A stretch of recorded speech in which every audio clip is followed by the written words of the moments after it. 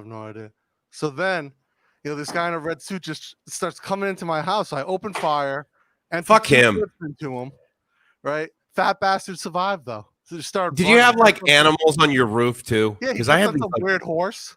Fucking ridiculous. Get a car. Stand your ground, bro. Stand your ground. Wait, what time?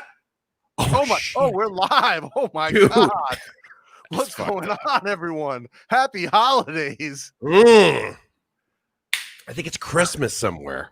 Here we are with another Bangkok Strange live stream. We've been away for a minute. As always, I'm your host, Dana Blue, and joined by my back-impaired co-host, Mike Somerville. Mike's, what's going on? Greetings and aloha. How are you, sir? Thanks, man. Appreciate it. How's the back? How's it feeling? Shitty. I got a chiropractor I'm gonna go see Sunday at 11 o'clock. So that's when they open over near Chitlom. Oh, you said above Bangkok Bangles, right? Bangkok Bagels. Well, I was bangling while I had my baubles and my bangles actually that I was wearing. So with any luck, they will be decent. All of the reports I've read on Google over the last 2 years give them 5 stars. So I figure that's a good start. Hopefully they're not fake, right? We'll see. I mean, again, he's the guy is he's got a doctor of chiropractic degree from the United States. Not a medical doctor.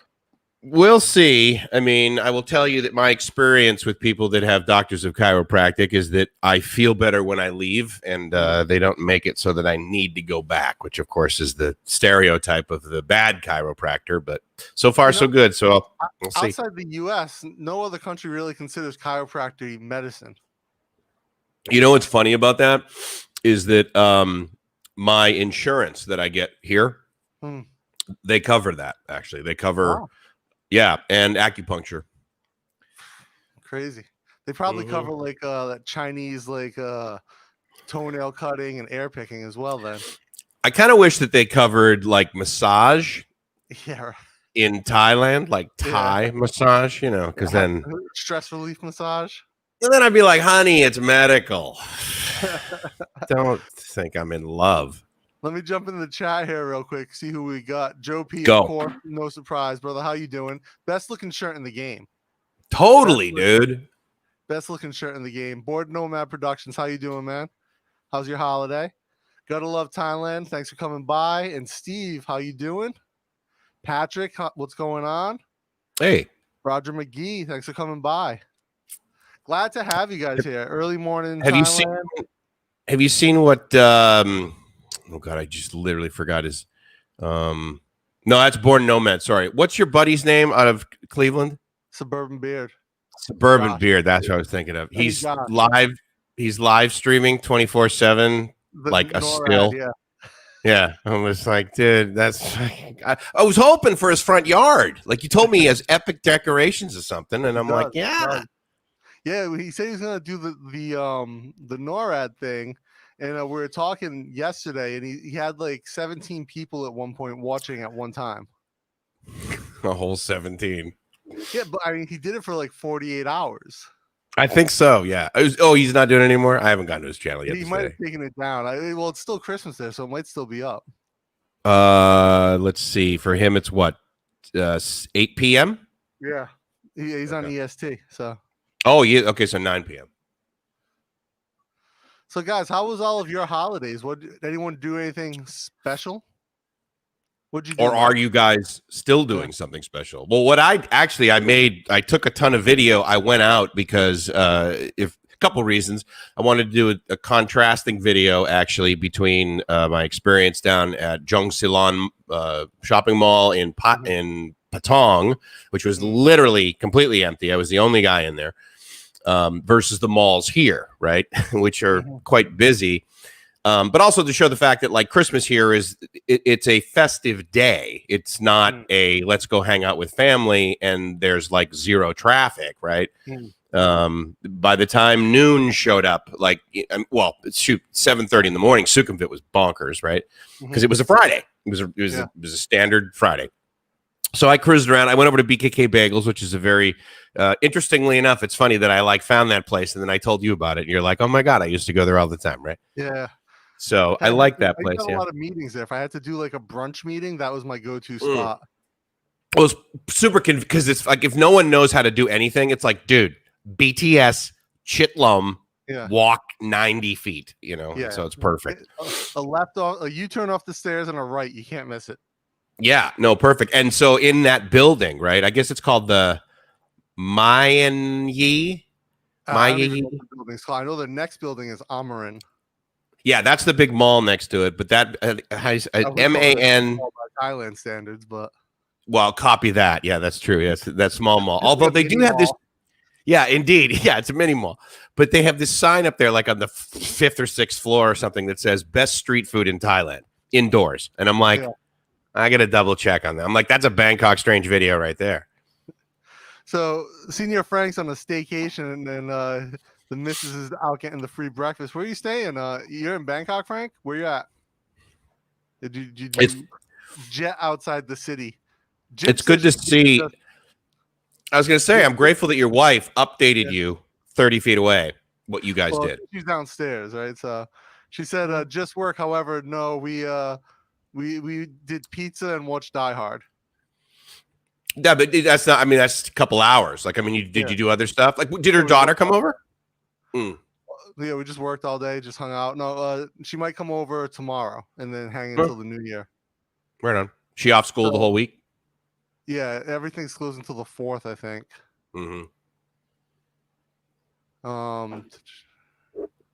Yeah, then we did that. We worked all day mostly, but we ordered pizza. We watched Die Hard. I made popcorn with the in the pot type, and I just used way too many kernels. I ended up with literally this full stock pot full of popcorn, and like just way too much popcorn for human consumption.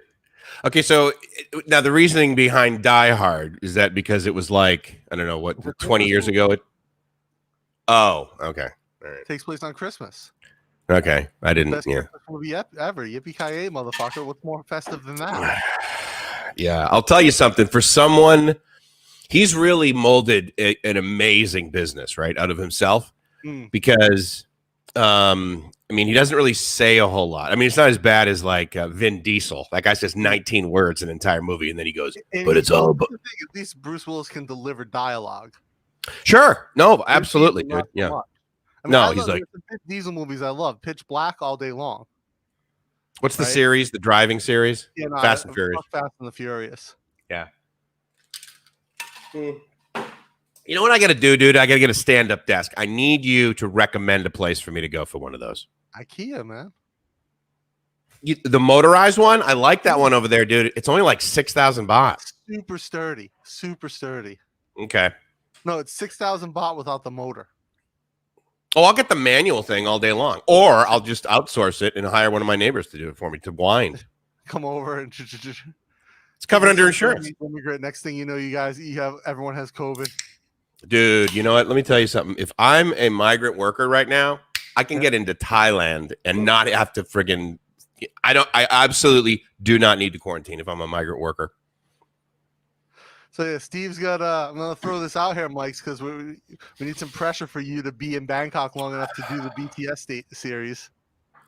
Let's get your back right. I was gonna say let's do it tomorrow, but I gotta go to the thing. Tomorrow. Get your back right. Get a TENS unit. Get the get the pain and inflammation down, and let's shoot for January, especially with no one around. When you told me the wild success you had with your TENS unit, like, I mean, a while ago, right? Yeah. I was ridiculously jealous because I have had a unit that I had at my house at home.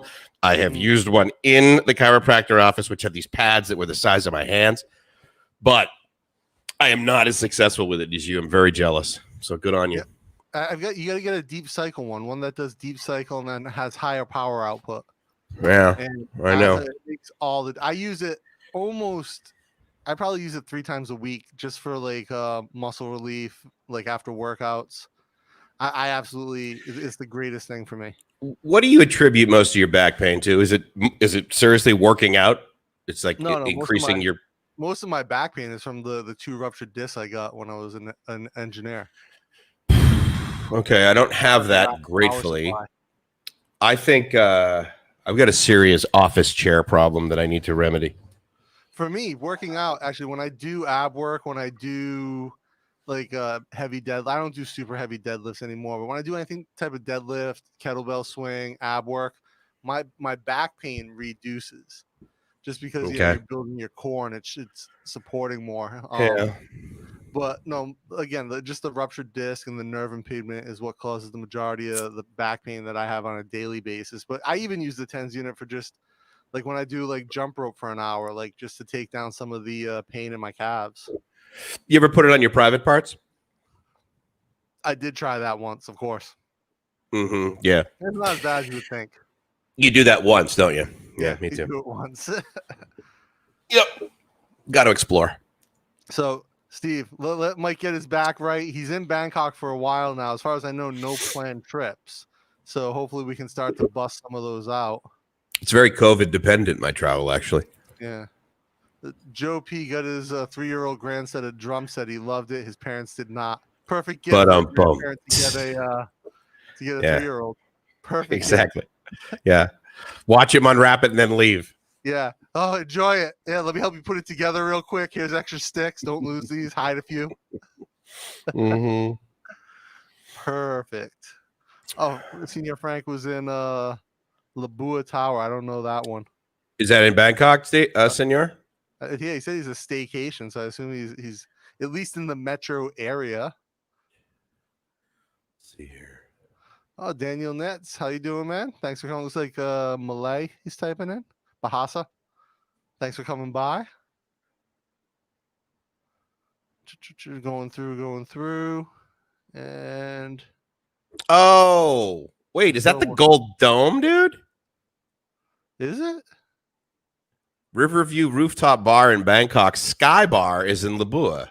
Labua at State. Is that the name of the friggin' hotel / restaurant that's in there? I get it. Good for you, dude. That's a fun place. Expensive. Oh, here's Roger McGee. 3 weeks from tomorrow, I'll land in Bangkok as long as they don't shut down the ASQ because of this new cluster. So I don't think they're going to do that, Roger. I don't think they're shutting down ASQ. I think that from what I've seen, the numbers have actually dropped off significantly. I think because they acted so swiftly to contact trace people. And the reason we had that huge spike in numbers is they basically just tested everyone that they could figure out had contact with that market. I think I'm confident. I'm hopeful that we've got it under control and we're just going to see a quick drop off in those numbers and we're going to be good. That's the hope. Well, how many new? There's they had like 500 and something, 567 or something one day, and then the following day they had 43. It's like, dude, that's good job, Thailand. Yeah, that's freaking awesome. I love everything about it. Kadoosh. So, Dorman, man, what's going on? What beach you on today? You're up to, I think the last video I saw was beach 20. I was gonna say, is he at 20? Yeah, that's great, man. Why do you think I want to stay in Phuket? But I don't want to lock down in Phuket. I only want a vacation in Phuket. Any restaurants open in Phuket other than the street food on the beach? So, so here's the interesting thing about Phuket, right? Is that like a lot of people know they think of Phuket, it's all it is Patong, kind of like all they think about is Thailand is Pattaya. But I mean, Patong is dead. Where he lives in Karan, which is basically the next beach south of Patong, the big one.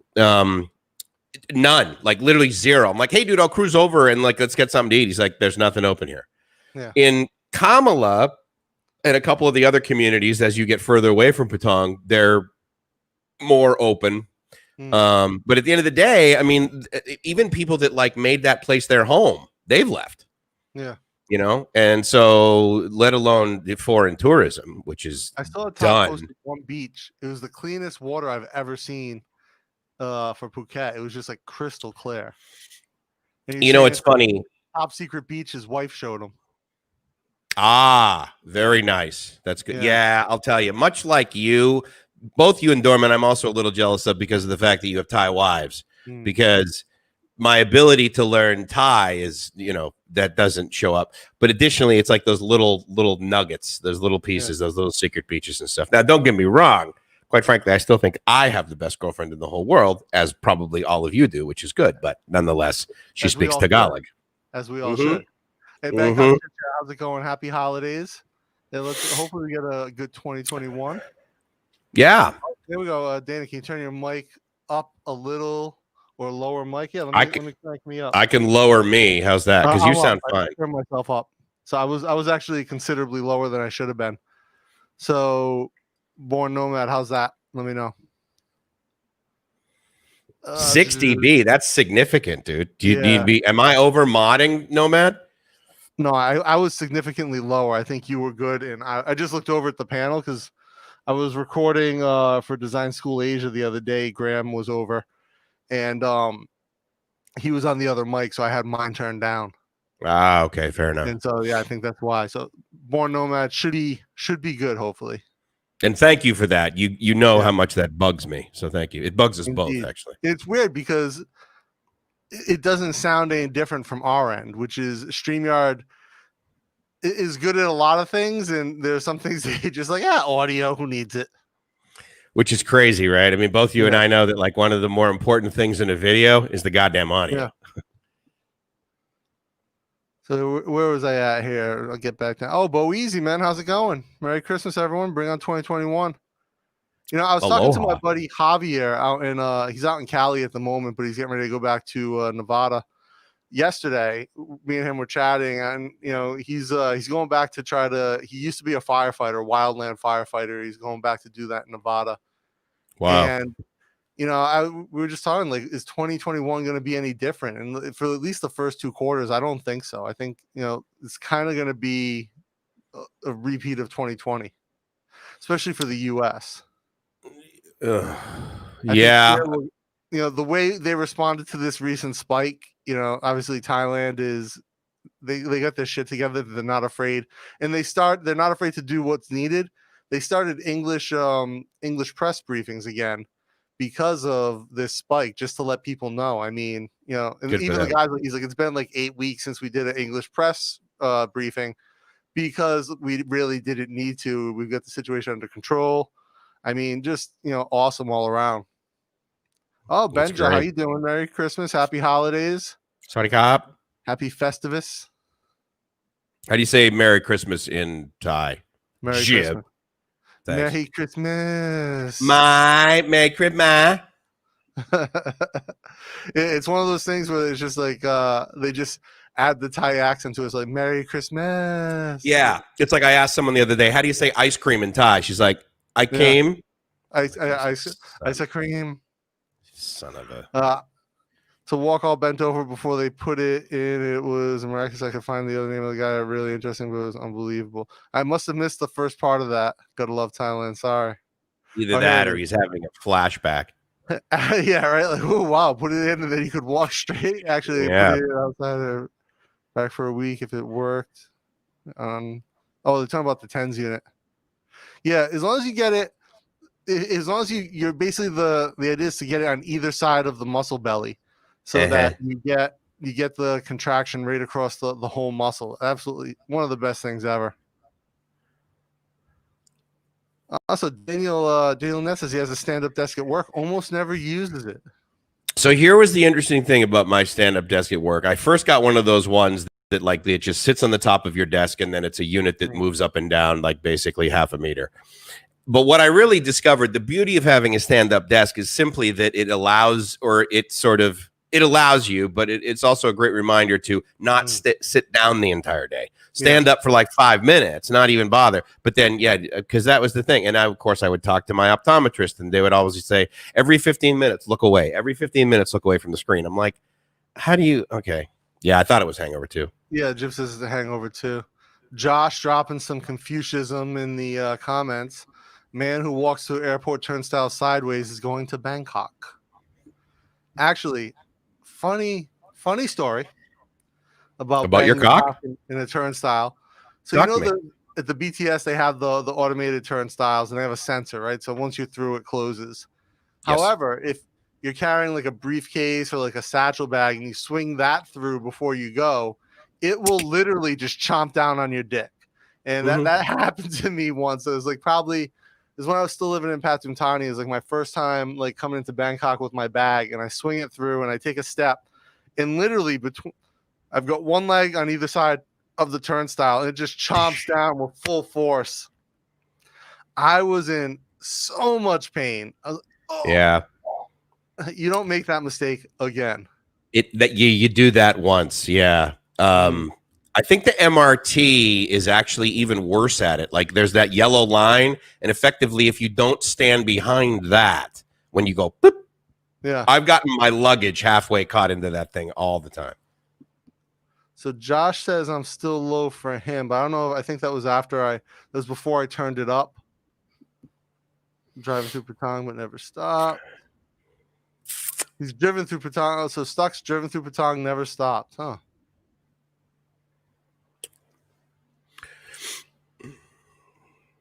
Yeah, Joe dropped off the drum set it up 10 minutes out. Smart man. Yeah. Best grandpa ever. Indeed. Get the drum set. Hope you get like the nice big bass drum for it too. The kick drum. Some cymbals. Yeah. Pastes. Some pasties. Yeah, Bangkok chit chat. Damn right. You know, the government right on top of this shit. Like it's not America. Right? Like no one's fighting over wearing a mask. No one's concerned about the way God designed their lungs, apparently, and you know that we're. Oh, you didn't see that Florida video? I don't. You know that. I like, purposely. Jesus Christ designed our lungs to work like this, and we're impeding His work. Like, okay, go die of COVID. Okay, so here's the thing. It's the year 2020, right? Yeah. So for the sake of argument, let's say 2030 years ago. Yeah. There were humans who designed them before Jesus. Mm-hmm. Obviously Buddha, because it clearly in the real world, it's the year 2563. Enough said. Yeah. So Joe P wants to know when the next video is. Actually, Jib and I were just talking about what we're going to do with her channel when right now, because she's so busy with school, it's tough for her to plan content. So basically when Jib is home, she's at school all day embroidering. She comes home and embroiders until she passes out. So her life is literally spent in front of these wooden frames with these magnifiers on her eyes trying to stitch these pieces. How's her back? Yeah, she actually does really well. She's got the way she's got it set up at her home desk is pretty good, but at school they sit on the floor. And so, you know, when they sit on the floor at school, that's a little rough. I got her this chair from Muji. It's like a pad, but then it folds up to a chair. So she can use that at school. But, you know, the fact that they're working on the floor at school is a little rough. So when she's home and she can set up and she's got good ergonomics, it's not bad.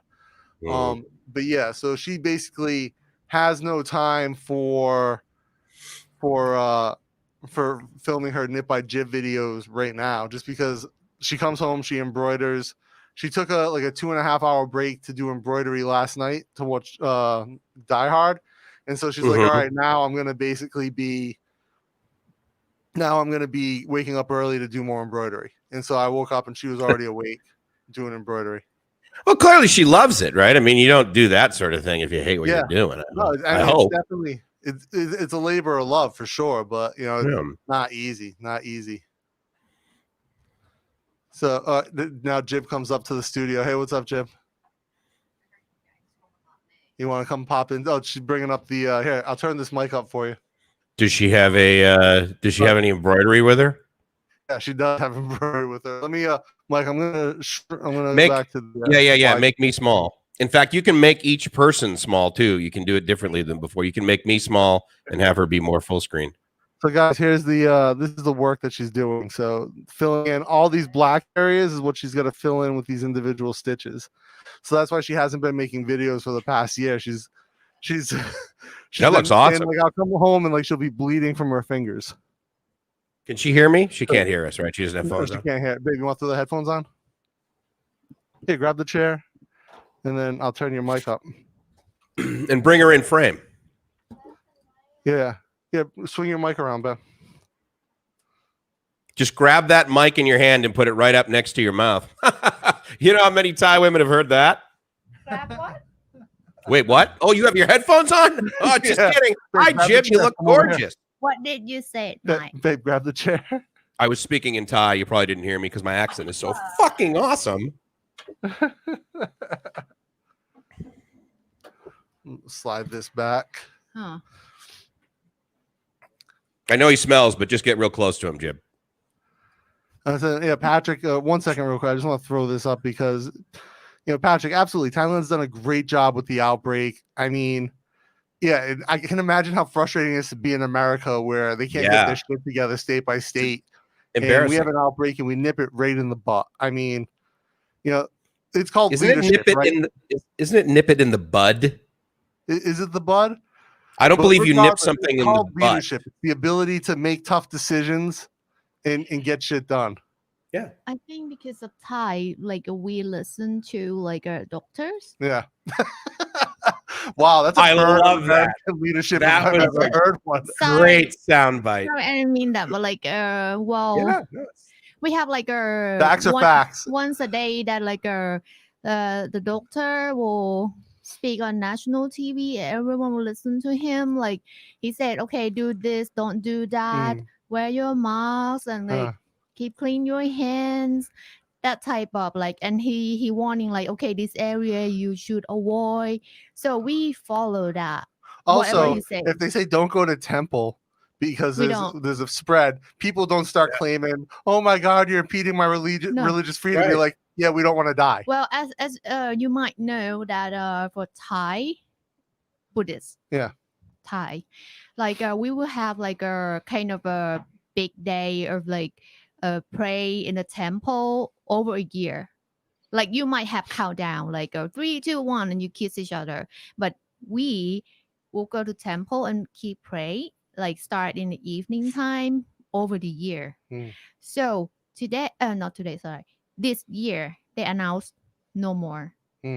Even they prepare for this event, but after this another time outbreak, they said, okay, no event at all. Are you talking about the one in May, the Worldwide Buddha Day? New Year. So a lot of like very religious Buddhists, Yeah. a lot of strict Buddhists will go to temple and pray like over the like for 12 hours or whatever. Something like over the night. On New Year's. But I saw someone posted. But this year they're not like, and they one of my said friends gonna posted an broadcast Abbott is gonna do Zoom. Yeah, online that people just pray from home. Yeah. Listen to the like maybe the head Abbot or like the monk near home. I don't know where they're gonna get a live stream, but they said, okay, stay home, pray from home, you'll be safe. Yeah, someone posted a funny photo. It was there's like 2 kids checking Wi-Fi and setting up a laptop for a monk in the temple, and they're walking around with their phone checking the Wi-Fi. Yeah, because like it's like finally found a temple with Wi-Fi. Benja wrote something in Thai here, babe. So she said, I speak English very well. ขอบคุณค่ะพี่เบนจา No, I can't see any of the comments. I'm so blind. What? Oh, because it's far away. Oh, Senior Frank says, so I guess it is bun, right? It's a botany thing. Flower trimming. Clip it in the bun. Bud. B-U-D as in dog. I like clip it in the butt, though. Yeah. Well, obviously, that's why you go through BTS turnstiles intentionally. Sideways. Oh, I heard you talk about the gate, right?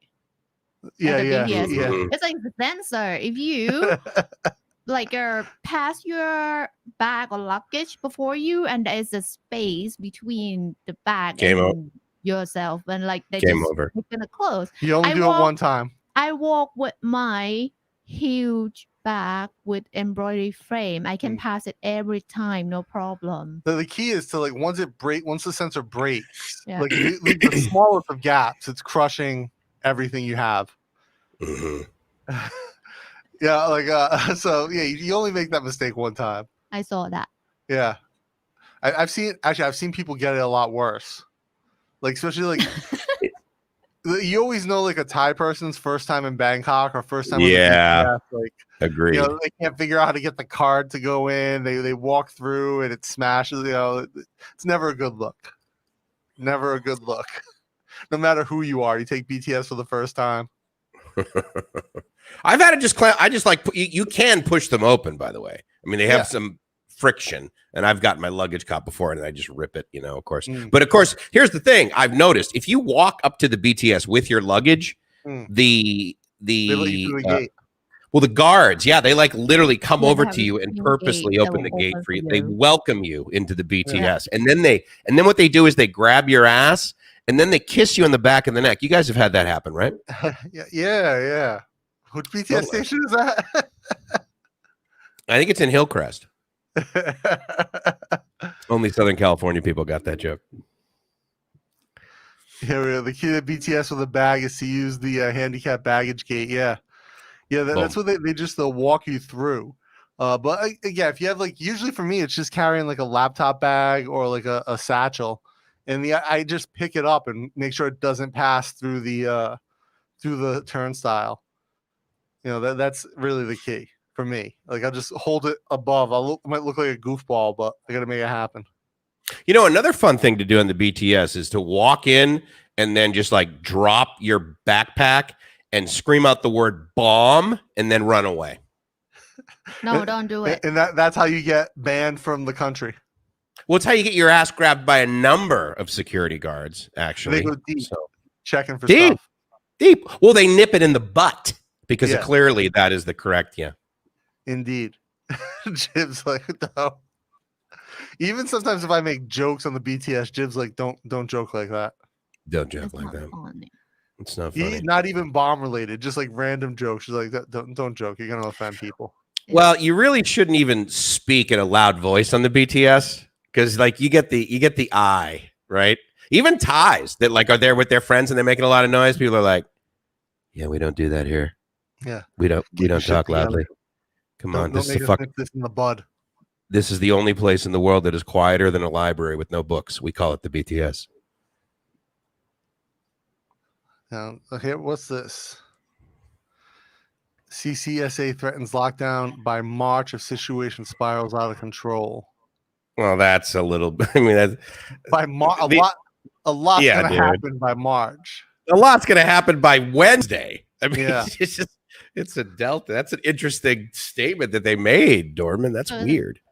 Does he mean about time? Yeah, I think so. So it's like the lockdown is mean like he said like if we keep going around without any good protection and like higher number of infected patients, like he will lock down same as March, not at March by March. Oh, so yeah, like got it. So the same style because now like no lockdown.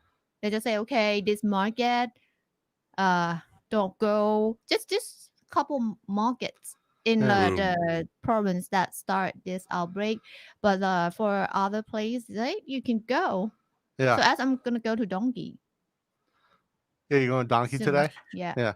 Oh, Donkey Kong? Jib said Donkey, the Japanese grocery store. He loves the look you just shot me. Wait till I've got a video dropping tonight, guys. Tonight Bangkok time, tomorrow morning, US, where the cover is Jib shooting me a really interesting look.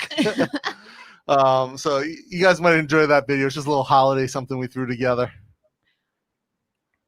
Jib, are the people that are accused of sort of bringing this in, when they say migrant workers, do they mean they're all from foreign countries, or do they mean Thai people that have migrated back to Thailand? Are any of these people Thai, or are they all Burmese? Well, no, the original ones were the sex workers that came from. But that one is like not big. Yeah, but not this. This is the current shrimp in the market, right? Yeah. Like a Burmese who work at a shrimp market. Yeah. So he's talking about. This is the link from the Tiger. Yeah. Lockdown by March. The Tiger's good, but I mean, sometimes I kind of feel like so I get shit wrong. I listen Thai news that the spokesperson is Thai, so it depends who translate that. Yeah, it's the translation. English, and if that translation is 100% correct. That's the thing. Yeah, and they'll miss articles. That's very common in any language when you translate it. And of course, in English, articles can mean a lot of different things. So maybe like you can listen like 11:30 every day, 11:30 a.m. that is on national TV that the Thai doctors will Thai doctor will speak Thai first, and then the guy who very good in English will like summarize the whatever you should know from the long speak. Is this on a YouTube channel? Because I mean, most of us don't have Thai TV, right? You can Facebook, like right? Facebook, Oh, Facebook.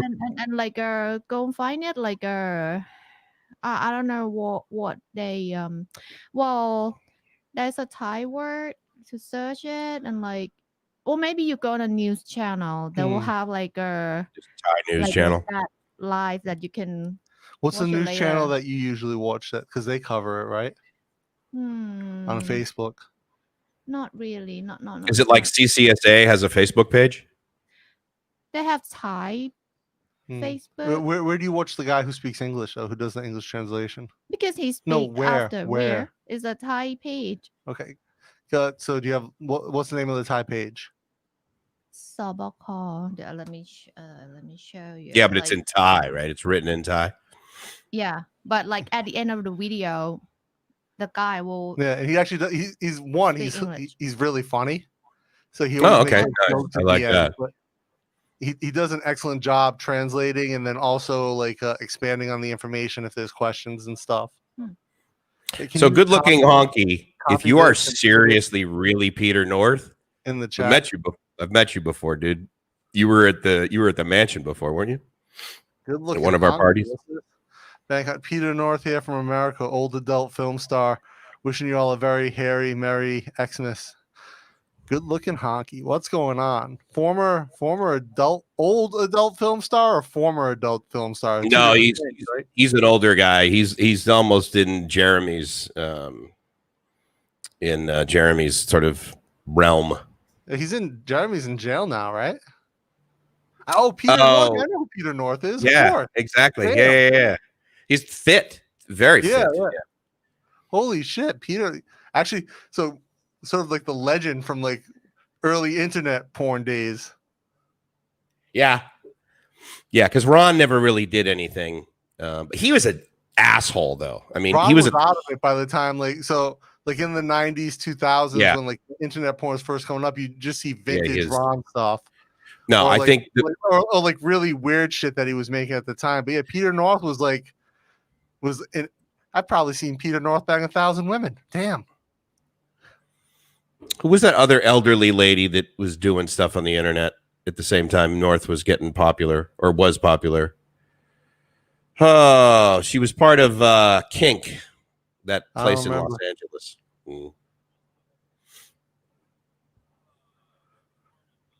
Yeah, Patrick says he watches the English version every day. Yeah, the English version, the guy who does that English translation is he's really good. He's funny, and Jib said he's like in his 50s. I thought he was younger than me. Yeah, no doubt. He totally looked like 30 something. Fucking Asians, man. No doubt. Yeah. No doubt. Jenna Jameson, he says. No. Older than her. She was a oh God, I can't remember her name. Was in the same company with Tara Patrick, right? Older than Gemma. Mike, you're showing your age. No. I mean, she's literally currently in on internet films, and I'm trying to remember that. Mike has a Betamax copy of Deep Throat. Well, because of the audio, it's much better audio quality. God, I haven't seen Ron, and no. He's gonna name off. He's going through his phone book. Jesus, old dude. I know you know the name of this lady. Hold on. Bye, Jib. Bye. I can find this. Today's Jib's mom's birthday. So hey, birthday, Mare. Mare, not Mare. Mare. All right. Tell your mom I said hi. Okay. Bye. Bye. See you tomorrow, babe. You're awesome, Jib. Great seeing you. Now bring Mike and I back to. Let me turn Jib down. Bring Mike and I back to. Excuse me. I thought Deep Throat audio was kind of muffled.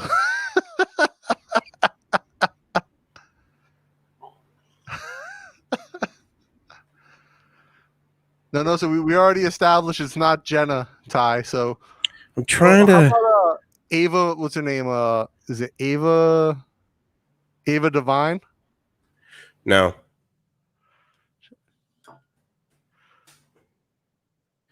Trying to find. It's funny, right? You know how like Pornhub is blocked in Thailand?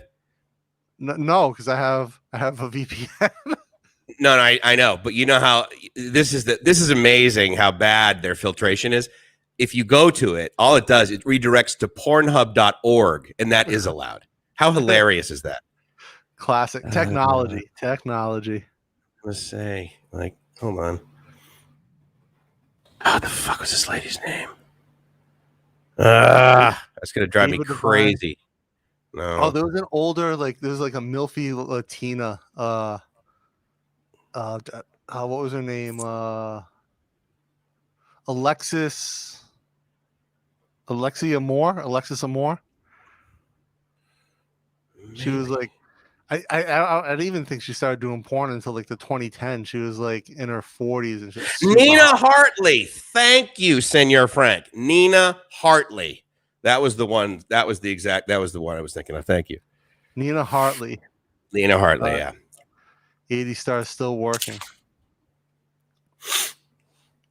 I was watching I was watching this YouTube channel called Software Underbelly. I think it was Software Underbelly.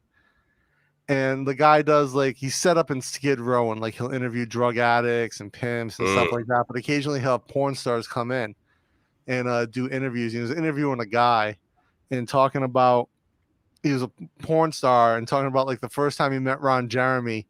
He's like, invited him back to his room. It was like in the early 2000s or something. And he was going to take a photo and Ron's like, his batteries are dead. And Ron's like, hey, go out to the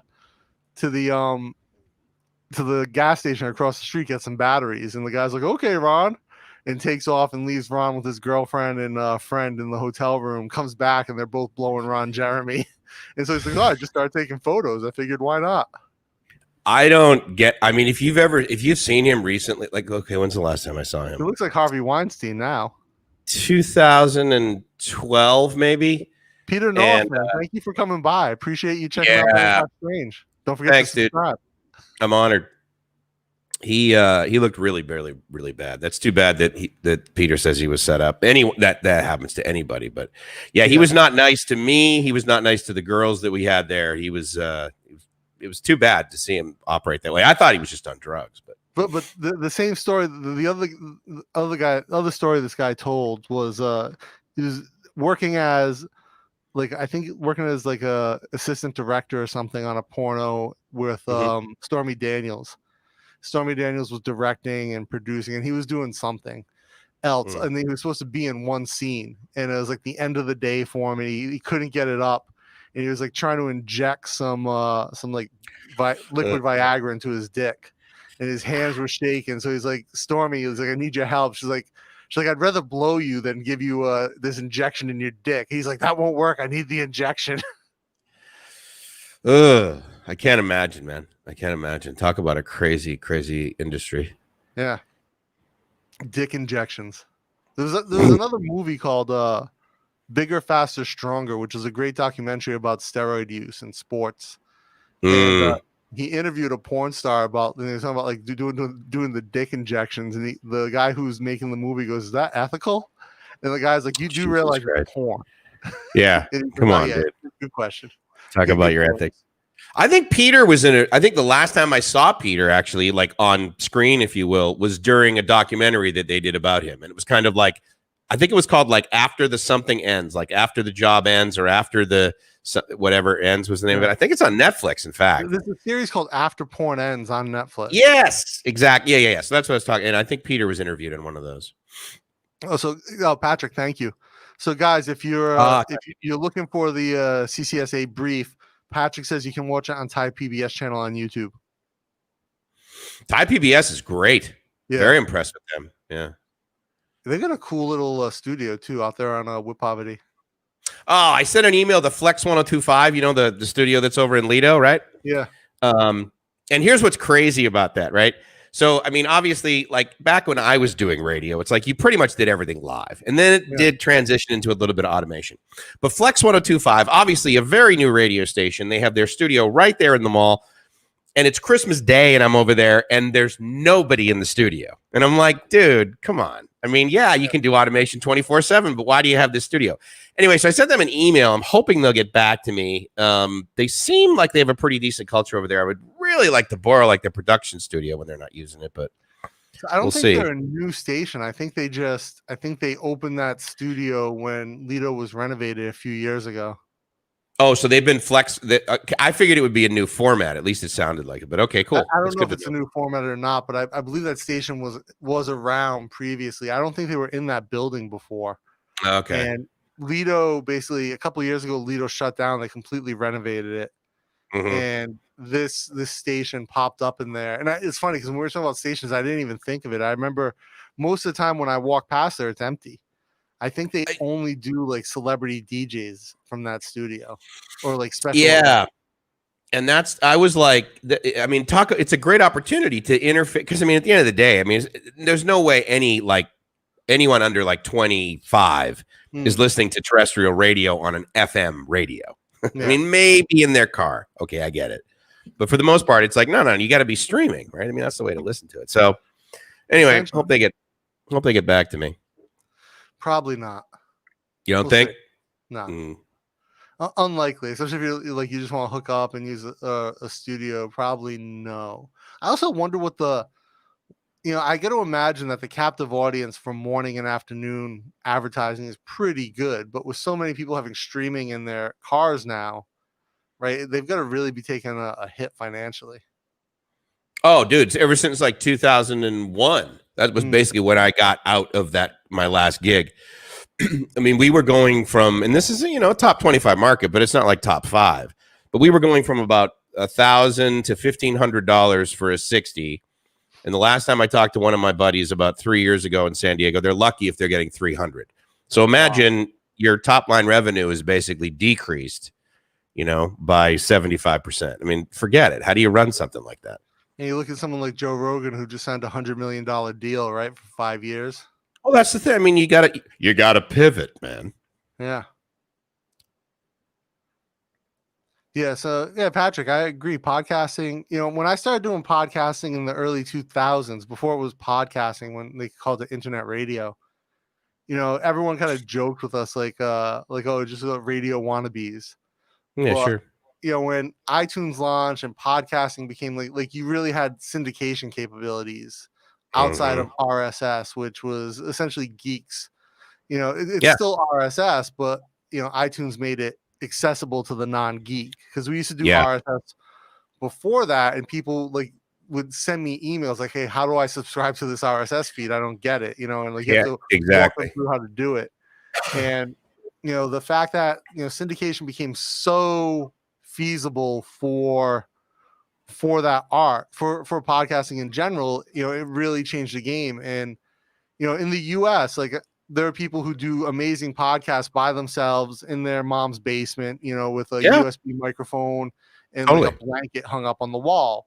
And the tools are so good now that you can do it like that. And I remember I had a client I was producing podcasts for in Thailand, and the culture around it was so different. People were like, hey, oh, you need a line producer, you need an audio engineer, I'm like, no, you don't need any of that. Look, I produced one of the top shows in Malaysia for over a year on a podcast with me and my producer, and that was it. And she basically handled scheduling, and we did all the production. I would work with the engineers, to get the sound right, but her and I did 99% of the heavy lifting.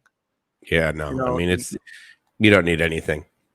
It's funny because if you look at, I think it's called, there's a Thai podcast network called The Station, I believe it's called. And then you look at one of their podcasts. Oh, it's The Standard. You look at their page, and they'll have like 8 people listed on the production side for a podcast. I'm like, you're killing yourself with, bye, babe, have a good day. You're killing yourself with overhead if you think you need all these producers. You don't need a podcast director for an individual show. No. And concept development, like you're pumping money into something that you can do much easier. And I think that it's just, you get better content if it's more organic and you have people really putting time in. When I teach podcasting at Chula, my students are all about, at least last semester, and I hope this coming semester as well, the students are really all about, creating something organic that they can resonate with an audience by themselves. They understood that the tools are so powerful. You can take so much of the guesswork out of it.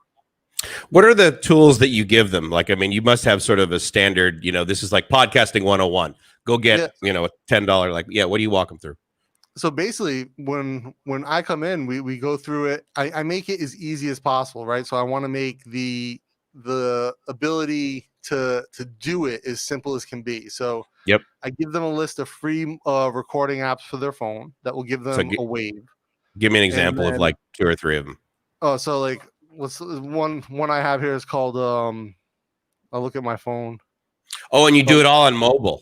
Well, no, I give them a number of different options for mobile and laptop, but I want them to be able. Some of these kids just work off tablets, so I'm like, right. If you can get voice recorder on both platforms. It's free and it records high quality waves. Okay. And then I'll teach them like, look, if you still have a plug that you can plug a headphone into, and they have the little microphone, you can use that to record decent quality audio, right, and take away a lot of the echo. In modern, like a newer phone, the noise reduction built in, computational stuff is just amazing, right? Totally. It's like you could teach filmmaking on iPhones now. But as far as podcasts, I'm like, look, and like I tell them, like, don't worry about video. If you want to do video down the road, that's easy as well. But focus on a good audio product.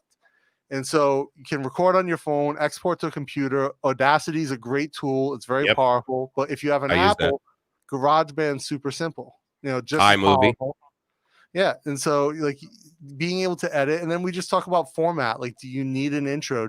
What's your music going to be? Where do you fade? What do you need to cut out to make this sound good? How do you get conversations to flow well together? Nice. And those are the type of things we go through. Then I'll talk about like remote recording and things like that. So, and then it's more concept. I give them, we really only spend 2 classes talking about like the nuts and bolts and the tools. Yeah.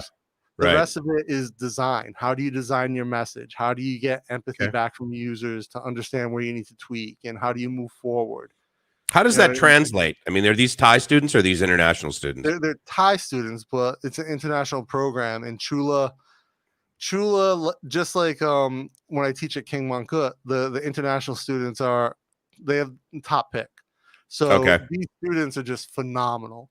And most of them is funny because I've taught at international programs. I taught an international business program at a university where none of the students spoke fucking English, and they were all supposed to. And the guy who was in charge of admissions told me that like half the students he rejected for their English capabilities, and the school took them anyway.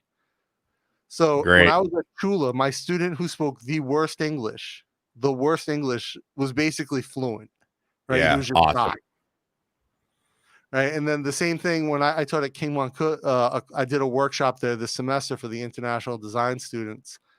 And again, most of them spoke with an American accent. They understood slang. They could make jokes in English. And that's good. When you have students like that, like you're so motivated as an instructor, as a teacher. I get it. Really, you can really dive into the content. And so at ComD at Chula, that's what I really loved about those students. They were just all so good. Even if they lacked confidence in English, they understood everything, and they would ask questions, and we would get into conversations. It was just phenomenal. Such a great experience. Is this undergrad? Yeah, it's undergrad. The communication design is the program, ComD. But by the time they're taking your course, I mean, are they what? They've got to be at least sophomores, right? Yeah, maybe junior. Well, you get my course, the podcasting course is an elective, right? So I think they can be anywhere from sophomore to senior. Okay. All right. Yeah. Doesn't sound like they do it in their freshman year, but that makes sense. That's awesome. When I gave out 2 Bs, like everyone else got an A at ComD, like because it's a workshop, right? I don't have to have the same strict guidelines on grading as like a class that's a full-time part of the curriculum, right? That's an elective workshop. So I basically line out for them the very first class. These are your 2 projects. If you do these 2 projects, you get an A. If not, you get something less than an A. Right. Yeah. And they all understand what the standard is, what the goal is. And like some of the students did podcasts in English, some did them in Thai, and it's funny because some of them were worried about doing it in Thai. I was like, look, it's not about like the language that you do it in. Are you following the pieces? You don't need to speak English for me to judge that. How would you then grade a Thai podcast? I mean, would you just say, all right, well, you need to explain it to me? No, so my Thai listening is decent enough that when they submit the podcast, they submit it with an English description. Okay. Right. That like, all right, this is what the show's about. These were, if I had guests, this is what the guests were. If not, this was what the content was. And then I'll listen to it. Is the audio clean? Did they have a proper introduction? Was the structure set up right? Did they have their timing right for their clock and all these other things? And then, okay, I understand. It's good. You get a pass. Do you have for them doing this, is there a recommended podcast length? Like, hey guys, 10 minutes. No, I let them figure it out, right? Okay. I tell part of the process is talking to people who are going to listen to their podcast and figuring out like what's the length that you want, listening to other podcasts in that section, and like, all right, how long are these? Where do I fit? And then, one of the things I teach is how long does your content fit for an episode, right? Do you do an episode that's 10 minutes because that's as long as you can do with your content? Or are you trying to take 10 minutes and stretch it out to an hour? Or are you trying to take an hour, squeeze it into 10 minutes? Okay. Both of those are a miss, right? The way I tell them, if it's a podcast, you're not locked in. It's not like radio where you have a set clock. Like, look, I've got to talk for the next 2 minutes and 14 seconds. And then I need to roll a pre-roll. Then we need to go into an ad. And then I need to do this. And then I need to have a channel call in the next 16 minutes. I've done radio as well, where it's like, it's very strict that you get a clock from the producer. Sure. You've got a 30-minute slot. You're going to do 22 minutes of content. And this is what we need you to fill in between. Your first segment is this long. Your second segment is this long. Yep. Your third segment is this long. Go produce it. And, it's luckily I never had to do that live. That would have sucked. I can imagine. Oh, live is the best, dude. No, but I can imagine the pressure if you've got a strict clock and you're doing live. You literally get used to it in less than a week. I mean, because at the top of the hour, you pretty much usually have a network feed, and that can't move around. You can move your 15 break, and you can do it at 14, or you can do it at 17. Yeah. But yeah, it's live is the best, dude. Live is absolutely the best. I love that. I don't mind. Like, I like doing these lives, but again, we're not held to a clock. We don't even start at 9 o'clock sometimes. Sometimes we're just like, 9:30. It's good. Agreed, but we could. I mean, it wouldn't be very. I mean, I don't know. I'm sure you're. But I think it wouldn't be us. It wouldn't be our show. Yeah, potentially that's true. Because I mean, we come up with topics on the fly, right? And to be able to say, okay, well, yeah, we've okay, Dana. Right now we're at 58, and we basically have a hard stop at 159. And so we need to, I mean, that might remove from it, I suppose. But and I think, the idea of podcasting, the idea of live streaming, the idea of, building a community around certain types of content, I think is really, really key to the podcasting community. I think that's why Joe Rogan resonated with so many people. I remember his first couple live streams or live podcasts that he did, where it was just him recording in the green room of, I think the Comedy Factory or the Comedy Store where he used to perform. Oh, nice. And look at what he turned into with his conversational format. A lot of things that people thought were insane. And he's amazing. Yeah. And I think that for the most part, podcasts, there are so many that have resonated with an audience and done so well. And I think it's changed the way radio has to look at their content. And I think about like a lot of the hip hop radio that I listen to still, like Hot 97 and stuff like that do some of the bigger production stuff. Their more popular content now isn't aired because they'll take people into studio. They'll do, like the Funk Flex does the freestyles in a different studio that's not always broadcast and things like that. It's changed the way they have to approach the game. Where's Hot 97 from? You mean from back in Cleveland? Oh, New York. Yeah. No one listens to Cleveland radio. Well, I mean, there was one of the, because you're in radio and you hear of different ones. I mean, there was B97 or something that was Cleveland. That was pretty much but that was years ago. So I don't even remember what Cleveland radio stations were, but yeah, there was one that used to be super popular. It was one of the early rock stations, which is why the Rock and Roll Hall of Fame is there. But Right. Yeah, like as far as like I know like a few New York stations, a few obviously everyone knows like some of the LA stations. Yeah, but, Kiss FM. Well, but both of you and I knew 94 HJY. Yeah, that's true, right? New England, Providence, HJY, yeah. And then in Rhode Island they had B101, the oldies. That place that sucked. Yeah, that was lame. That was just HJY. HJY was the station. Then Kicks 106 or Hot 106 was the hip hop station. Okay, it's basically just played club music and like hip hop. There was no like real hip hop station in Rhode Island. Like you'd have to listen to there was a Boston station for a while that was real hip hop, but you'd want to listen to like the New York stuff. Yeah, for sure. I agree. That was Roger. I think Jodie Foster's class is on Masterclass. Jodie Foster's filmmaking class. I've got a Masterclass subscription. I've canceled the renewal just because their content isn't really. It's hard to explain. It's super well produced. I mean, the quality of the production is phenomenal, but the content itself is really more just storytelling and conversation. You know what bums me out about master classes is they started out like that whole genre, if you will, to be actually pretty dense, like pretty decent. Honestly, I think it's gone the way of drop shipping. Everybody's got a friggin' master class that uses superfood.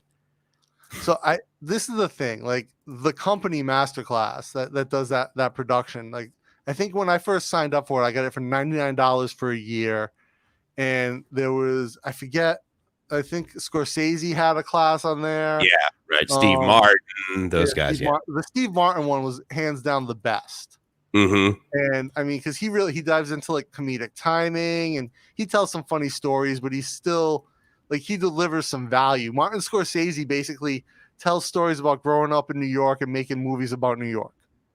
And it was cool to watch. But outside of that, like I wasn't really like blown away by it. Spike Lee, kind of the same thing. I think one of my favorite filmmakers, right? People argue great if he's a great or not, but I think he is. His masterclass, out of like all the lessons in his masterclass, there's probably like 10 minutes of like valuable information about like filmmaking and budgeting and all this stuff. Everything else was like stories about the film and conflicts with actors and the Steve Martin one, like every single lesson was probably 50% like wow, like okay, you learn like comedic timing, you learn charisma, takeaways. And I haven't watched any of the acting ones. I'm sure some of those are really good. Tony Hawk has a skateboarding one now, which I'm like, he's cool. He's old now. Tony Hawk, but like, like, do you need a skateboarding masterclass? I don't know. Like Serena Williams with tennis. Like Serena Williams teaching tennis. Serena Williams is awesome, one of the best athletes ever. But am I going to learn tennis from masterclass or improve my game if I'm a player? Probably not. Right. Yeah. No. Totally. Yeah. So Senior Frank says the creation tools available on phone today are mind-blowing. I remember when our friends and family got a second VCR, allowing us to edit our cameras, do voiceover. Yeah, dude, what you can do on a phone or a tablet today is insane. Yeah, for sure. New Mac Mini with the M1 chip arrives in January. Cannot wait. Did they give you a date, like mid-January, or are they? January 5th to the 13th is when I should receive it. All right, fair. So I'm pretty stoked about it because just the videos I've been seeing about what that M1 chip does is. And I'm going to get I think I told you I'm doing the 34-inch ultra wide screen so I can do like a split and then I'll have a secondary screen. I got the Gastra arm for the second screen today. Oh, those are really, really nice. Is that like polished aluminum or something, right? One of those ones? I got one of the matte black ones, but yeah. Okay. Those are very nice. Dion the Nomad, morning from Phuket. Good morning. From he bought me smoothies down in Phuket. Dion's a great guy. Yeah, very cool guy. Roger, I've never heard of Masterclass. Yeah, sure. Like it doesn't. Now that if you've really never heard of it, now that your phone has heard me say it, you're gonna get nothing but ads for the next year. Exactly. Every YouTube video you go to from now on, the first 10 seconds will be. I'll tell you though. I mean, like I said, content is amazingly well produced. I mean, what they must have spent on content was insane. Yeah, agreed. So Daniel Nagura poker was the most viewed. Oh, so there are a couple poker ones. I think Phil Ivey has a poker one as well. I could see where if they're describing poker strategy, I mean, that's really math heavy. I think that would be really interesting. Also, Joe's asking any info on BKK FM, I think was what he means. Yeah, BKK.FM. Well, I was sharing with Dana actually recently, so I got a voice that I had wanted for a while. There's a couple of guys that I'd been going back and forth from, but this guy, and actually I just had it up, so it's pretty easy for me to show you. But I'll give you an example of how many testicles this guy has in his voice. I shared this with Dana before, but here, let me see if I can. I think what I can do. Can I share my screen? How do I do that? I'm sharing it. Does that mean you need to add it? Do you need to add the screen that I shared?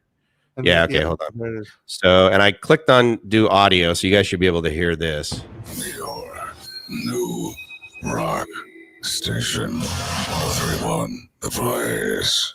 Local news at the top and bottom of every hour, every day. News Radio 600, KOGO. So anyway, so that's an example of that's the example of David Lee is his name, and I met him first in Arizona. He was doing KUPD in Phoenix, and he's an amazing guy, and he gave me an incredibly good price on some liners, is what they're called. So anyway, so I gave him some stuff, and we're going to see how that works out. But I also need a female voice. So if any of you guys know anyone who does, basically is the voice.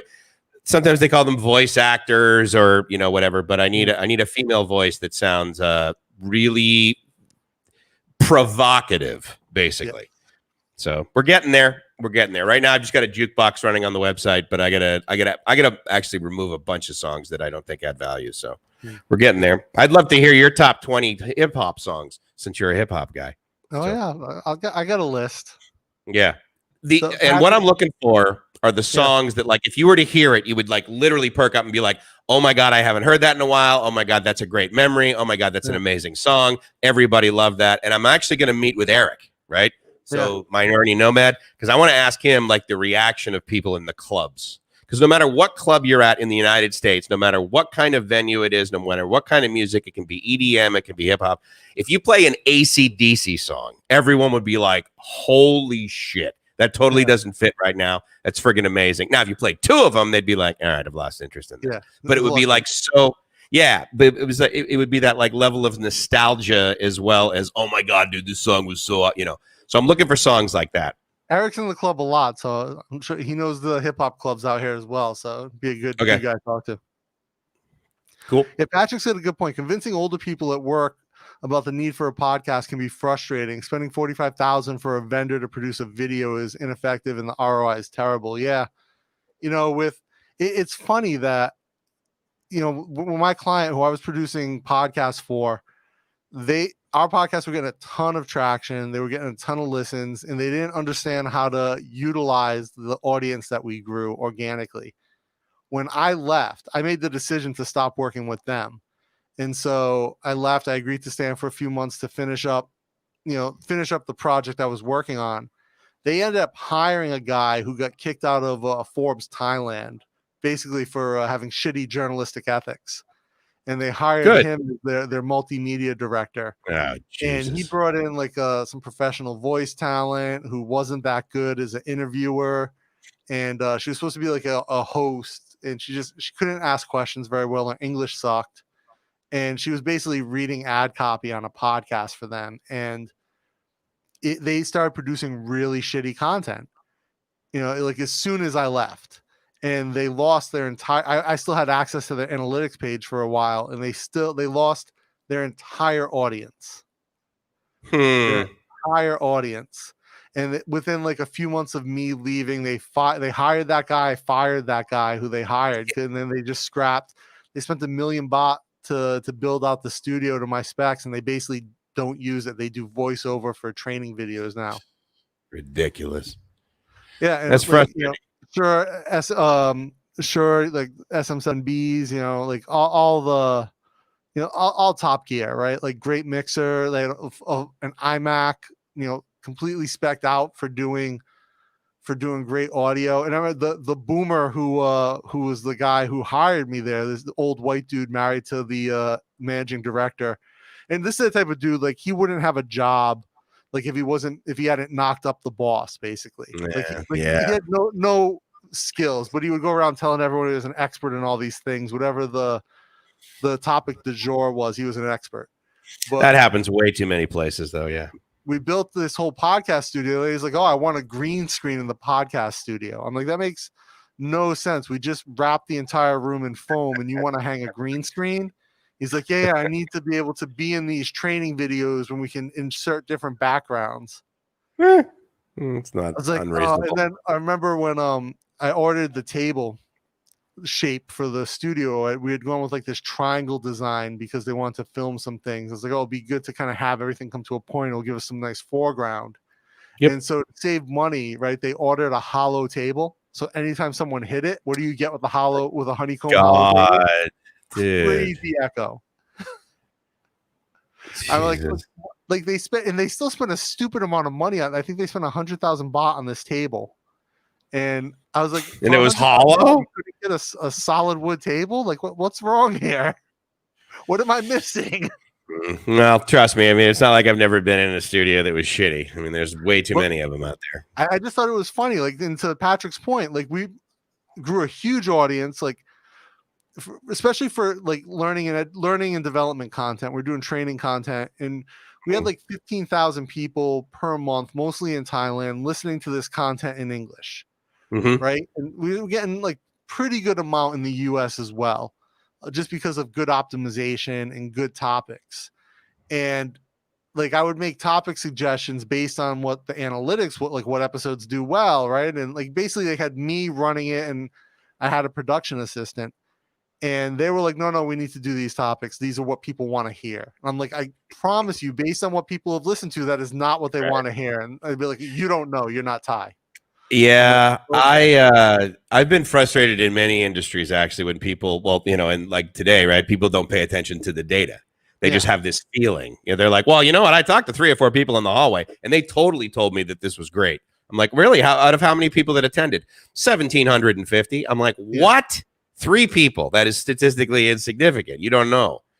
So, Senior Frank, what specs did you end up? Did you get like the max the RAM out and everything, or what'd you do hard drive wise? I did the 1 gig with the 1 terabyte storage with 16 gigs of RAM. I also ordered one of these docks that go on the bottom that hooks up to one of the Thunderbolts, and then it gives you, there's a SATA, you can install a SATA drive in there, and then it gives you more USB ports on the front. What is the max RAM? 16. Really? They don't make a chip with 32 on it yet? Wow. So apparently there's going to be, someone leaked partial specs for what they're calling the M1X chip, which will be the pro version of this M1 chip. Okay. For like the 16-inch MacBook, and potentially the iMac, the next generation iMac. And it's going to apparently have 8 high performance cores and 4 efficiency cores, and will hold up to 64 gigs of RAM. That's in the same footprint? In the same, and then, I don't know if it'll be the same footprint or it'll be a little bit bigger, but then it will also have like the 8-core GPU, the neural engine, all the secure enclave, all these things. Well, I mean, again, you got to remember, I mean, the ARM architecture, right, is just absolutely stellar. It's incredibly efficient. Every single clock cycle is an instruction. And Intel, unfortunately, they didn't think that was the way to go, and they're trying to play catch up right now, as is AMD. I think AMD is going to be a little bit more nimble, but I think Apple is going to just absolutely, now that they're making their own, they're going to be numbers. I bet you Dell starts buying their chip and puts it in their PCs. I mean, so many people are just, the reviews on the Mac Mini have just been insane, like the stuff it's doing. Joe says we should do a masterclass on drop shipping. Well, I've got one out there right now, and interestingly enough, it only takes 3 payments of $47. 47. Who's going to say no to that? Well, and here's the thing. I mean, as you know, Dana, it's actually got a value of $10,500 because normally when I do coaching one-on-one, I have to charge at least $100,000. But I mean, I discounted it Pretty much, yeah, because it's only a 1 hour consult. But I mean, everyone, it's like I would prefer to be basically spending time with my family, right? Teaching other people. But I mean, my family's my priority, so I can only allocate so much time. So Magan says that course was really basic on masterclass. Apparently, they just focus on entertainment now, which really does seem the way that they have gone. I mean, production quality is still through the roof, but the content is very thin. Dion, so right now the situation in Bangkok's good. Really, no hint of a lockdown at the moment. Yeah, if there's any sort of article you should probably pay attention to, because Dion, he's down there and he's thinking about cruising back here and when to do it and like when would be convenient. So there was several actually recent articles out about this, the comment being there will be no countrywide lockdown. So I wouldn't be too worried about that. I mean, if they do it in Bangkok, they'll probably only do it in like various sections. So I wouldn't worry about it.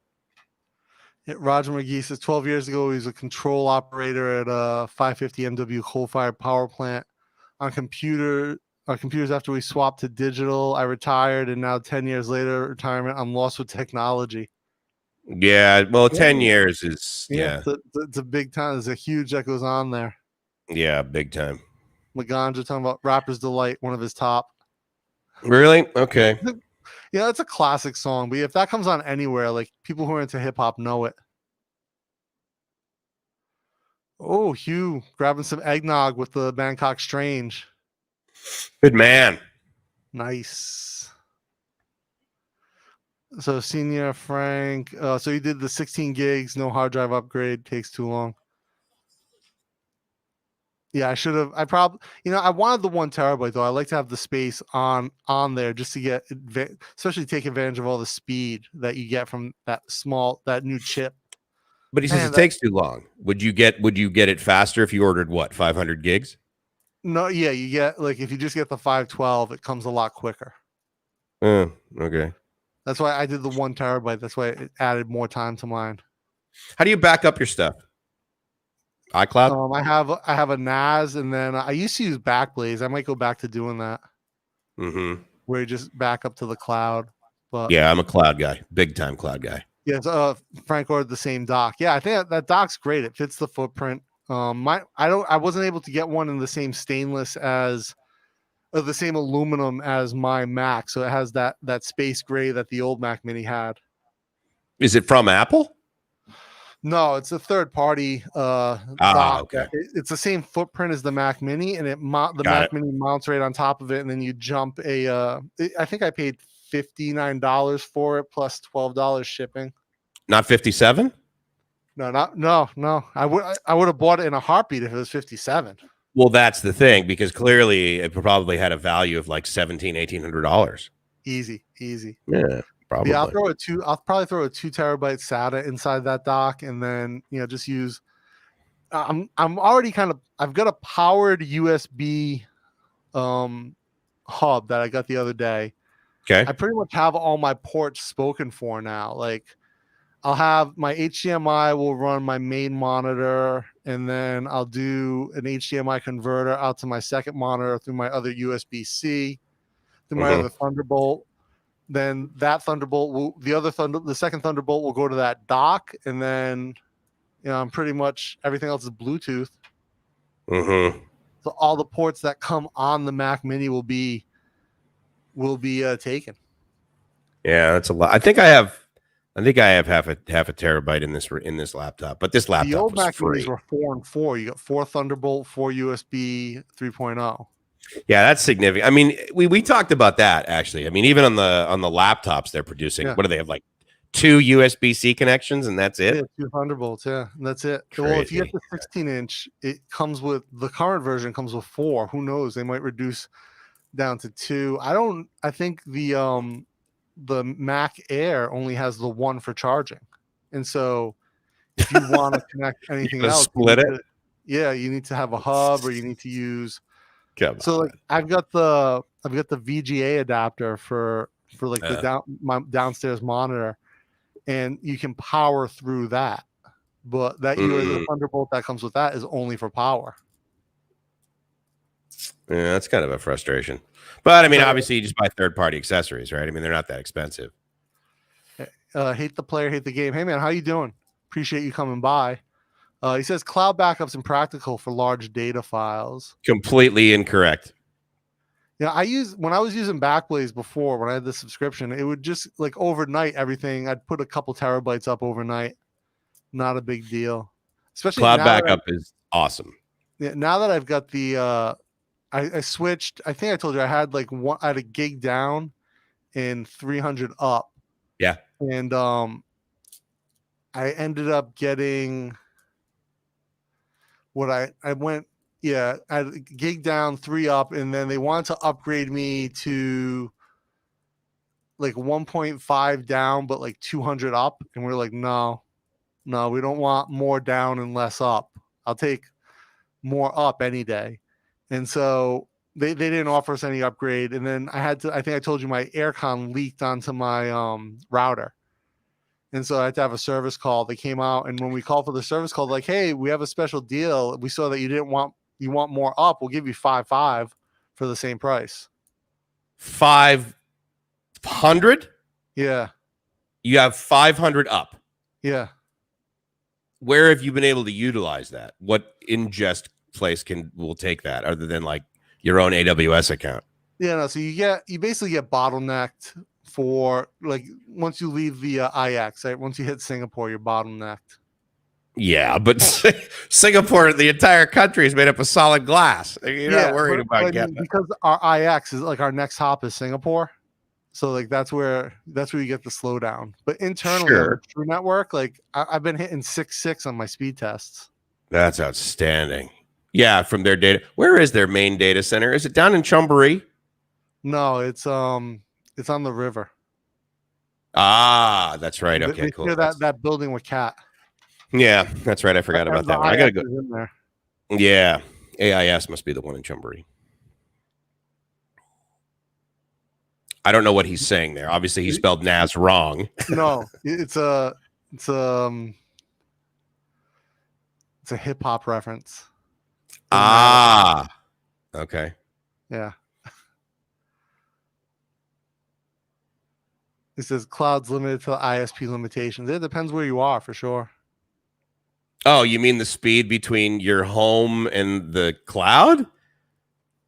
That doesn't limit cloud. That means your ISP is limited. Yeah. Again, like if I got 5 up, I mean, overnight I can push quite a bit. Mm-hmm. Yeah. And just so you know, I will defend cloud all day long. There's absolutely nobody that can verbally outdo me in cloud. Yeah, no, Mike's definitely a cloud guy. Mm. I was a network guy. I just moved bits, so I wasn't really on the cloud side of things. I can't argue it either way. I know that we did a lot of stuff in the cloud. I know that I personally like services in the cloud. So they're awesome. You think about this kind of 12-inch Mac. I haven't seen what are the price on those, Frank? Because I mean, I've got 2 13-inch Pros that I got like 2 years ago. One for me, one for Jib. Like our whole Mac. What's the one you use now? Is that a 13? 13-inch Pro, yeah. The 15s are like kind of just a bit too bulky for me to carry around, like if I take it somewhere. But now it's like I use my iPad more than I do the laptop because I can draw on it. I can do design work. Oh, really? Interesting. Yeah. I've got the large iPad Pro, and if I go to say I go to AISDC, I'll bring that with me. When's the last time you were there, though, dude? I tried to meet you over there, and we still haven't been over there for remember the last time I was there? God, I think you still need to renew your. I think last time I was there was maybe April. Yeah, I like it over there, but I mean, I tried those studios, no soundproofing, very frustrating. That was a drag. I like to go in there and work and use the library, use the books they have there. I agree. The design stuff. I would like to start, especially coming summertime. I'll probably go there more, so I'm not running my aircon nonstop in the house because it just struggles because of some beats on that condenser all day long. Yeah, that's a good point. I mean, the speed over there is quite good. Although, to be fair, you can get, that AIS Wi-Fi, that's available in malls and all that sort of stuff. Or for you, it'd be true because that's your provider, I guess. Yeah. But I mean, sometimes you go to a mall and it's like you get like 500 down, 250 up. It's like, okay, I could totally work at this, but for sure. So, Mike, you'll know this. Patrick asks, is the Christmas celebration in the Philippines similar to the U.S. given large Catholic population? the celebration of Christmas in the Philippines is the biggest celebration I've ever seen in the world. Maybe like Bethlehem, but they start in September in Christmas for Christmas in the Philippines. It is a huge deal. And yes, I would attribute it to basically having a big Catholic population. It's not the materialistic, that's for sure. There is that, believe me. But yeah, it's large, man. It's large. Anything religious over there seems to be through the roof.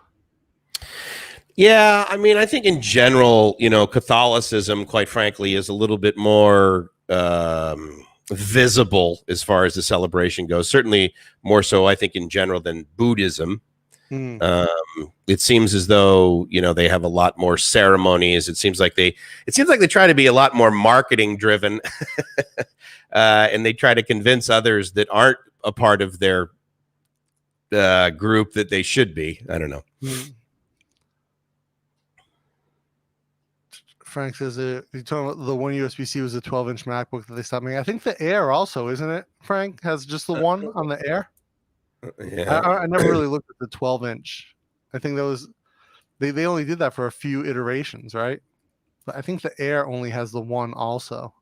So this is interesting. Hate the Player, Hate the Game says most ISPs have less than 1 terabyte a month limitation. So, man, I don't throughput. Where are you located? Where are you based out of? Because I would completely disagree with that. Most indicates 51% or more, and I can tell you right now that 1 terabyte a month, we had more than that at University of San Diego. I do that on I probably push that much to the cloud on a weekend. Yeah, exactly. Yeah, maybe are you talking about mobile ISPs though?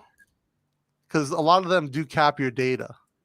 Yeah, they cap it, but is he talking about an individual using 1 terabyte a month, or is he talking about the entire ISP? No, I think he's talking about an individual, like an individual account. Because I think mobile, even here, mobile provide you get unlimited data, but they'll cap you at a certain amount. Yeah, I have unlimited, and they basically at 100 gigs, they will say, "Hey, listen, you kind of got to give us more money."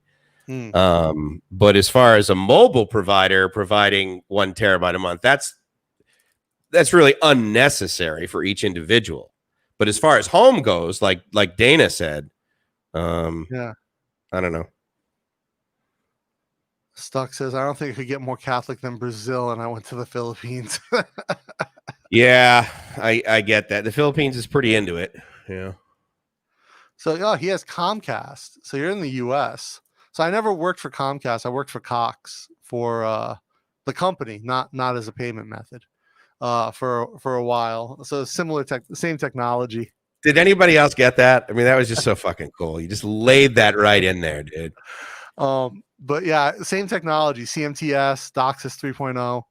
Right? They really shouldn't be limiting your uploads because I can see why they would, but so usually what will happen is they'll flag big uploads as people who are potentially violating terms of service.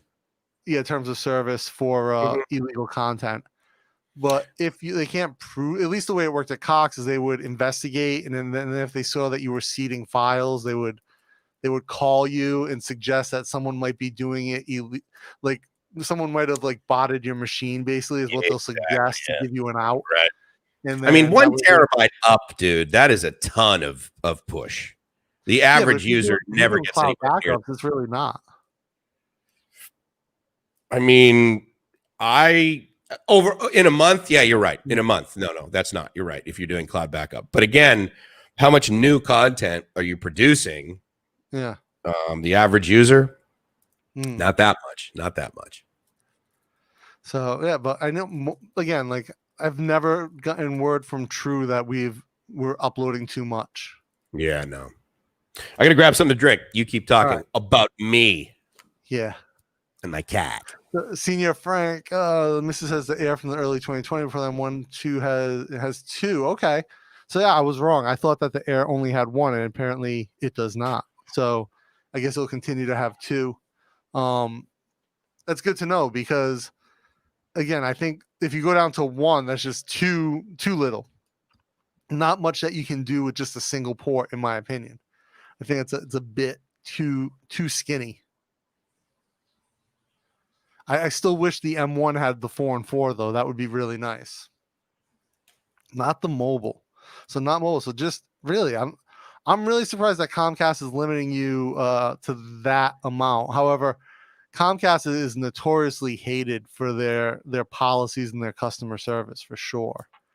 And I know from some of the working with a few Comcast engineers that they would often have policy control stuff on their DOCSIS that would require them to limit certain aspects on like their lower tiers. But I think if you're paying for a higher tier of data from Comcast, then it shouldn't be an issue. But again, I've never worked for Comcast. I can't speak to that at all. So real quick, I'll go back to Senior Frankman. Did you see the power draw statistics on the new M1s? It's ridiculous. Like how little power that chip draws for the performance it gives. And if you think about like with a previous version Mac Mini, you would have had to like run an external GPU, which is a 200-watt supply on it. So the fact that you can like 5-watt draw on this new chip is just insane.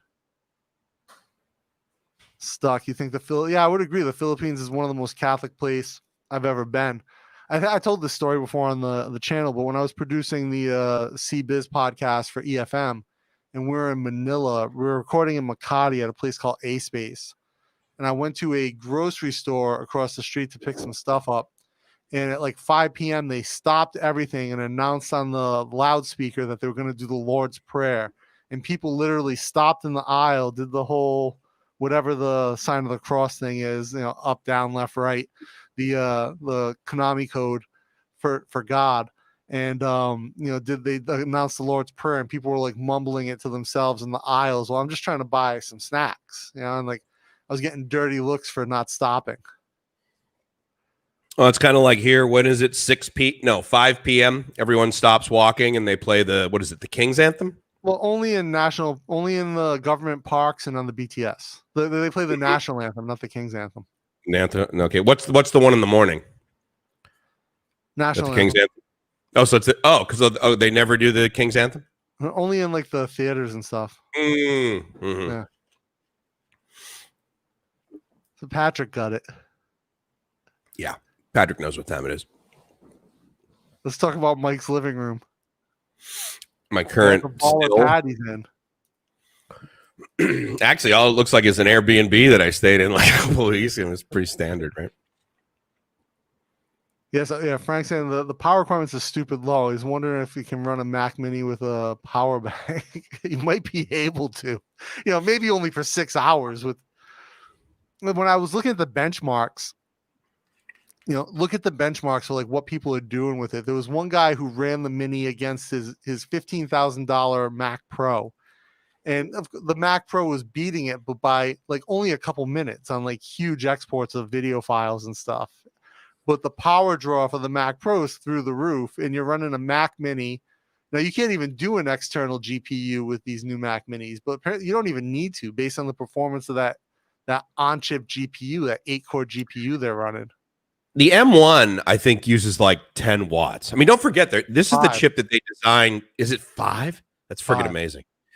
It's an ARM chip, right? Which basically means it's designed for a mobile system, a mobile device. And so the fact that they're now using mobile chips, dude, it's going to revolutionize the way people do things. I'm so excited about Apple. Buy AAPL. I'll tell you, the fact that they said they were asking Intel for years to do this, and Intel said no because no one wants that. That doesn't surprise me at all. I mean, think about all these antiquated companies basically Intel is, sadly, I'm very concerned. I hope they can turn it around, but they're heading down the same road as GE and Kodak, basically. It's like, look, dude, you invented. Yeah. Polaroid, exactly. It's like you invented something, but you didn't friggin' keep up, which is weird because innovation is kind of like what they did a lot of it at Intel. So who knows? Maybe their, as you mentioned before, leadership is shitty. It happens. I mean, also when I think this is a problem with any company. You get to a certain size, and your ability to be agile and innovative stops.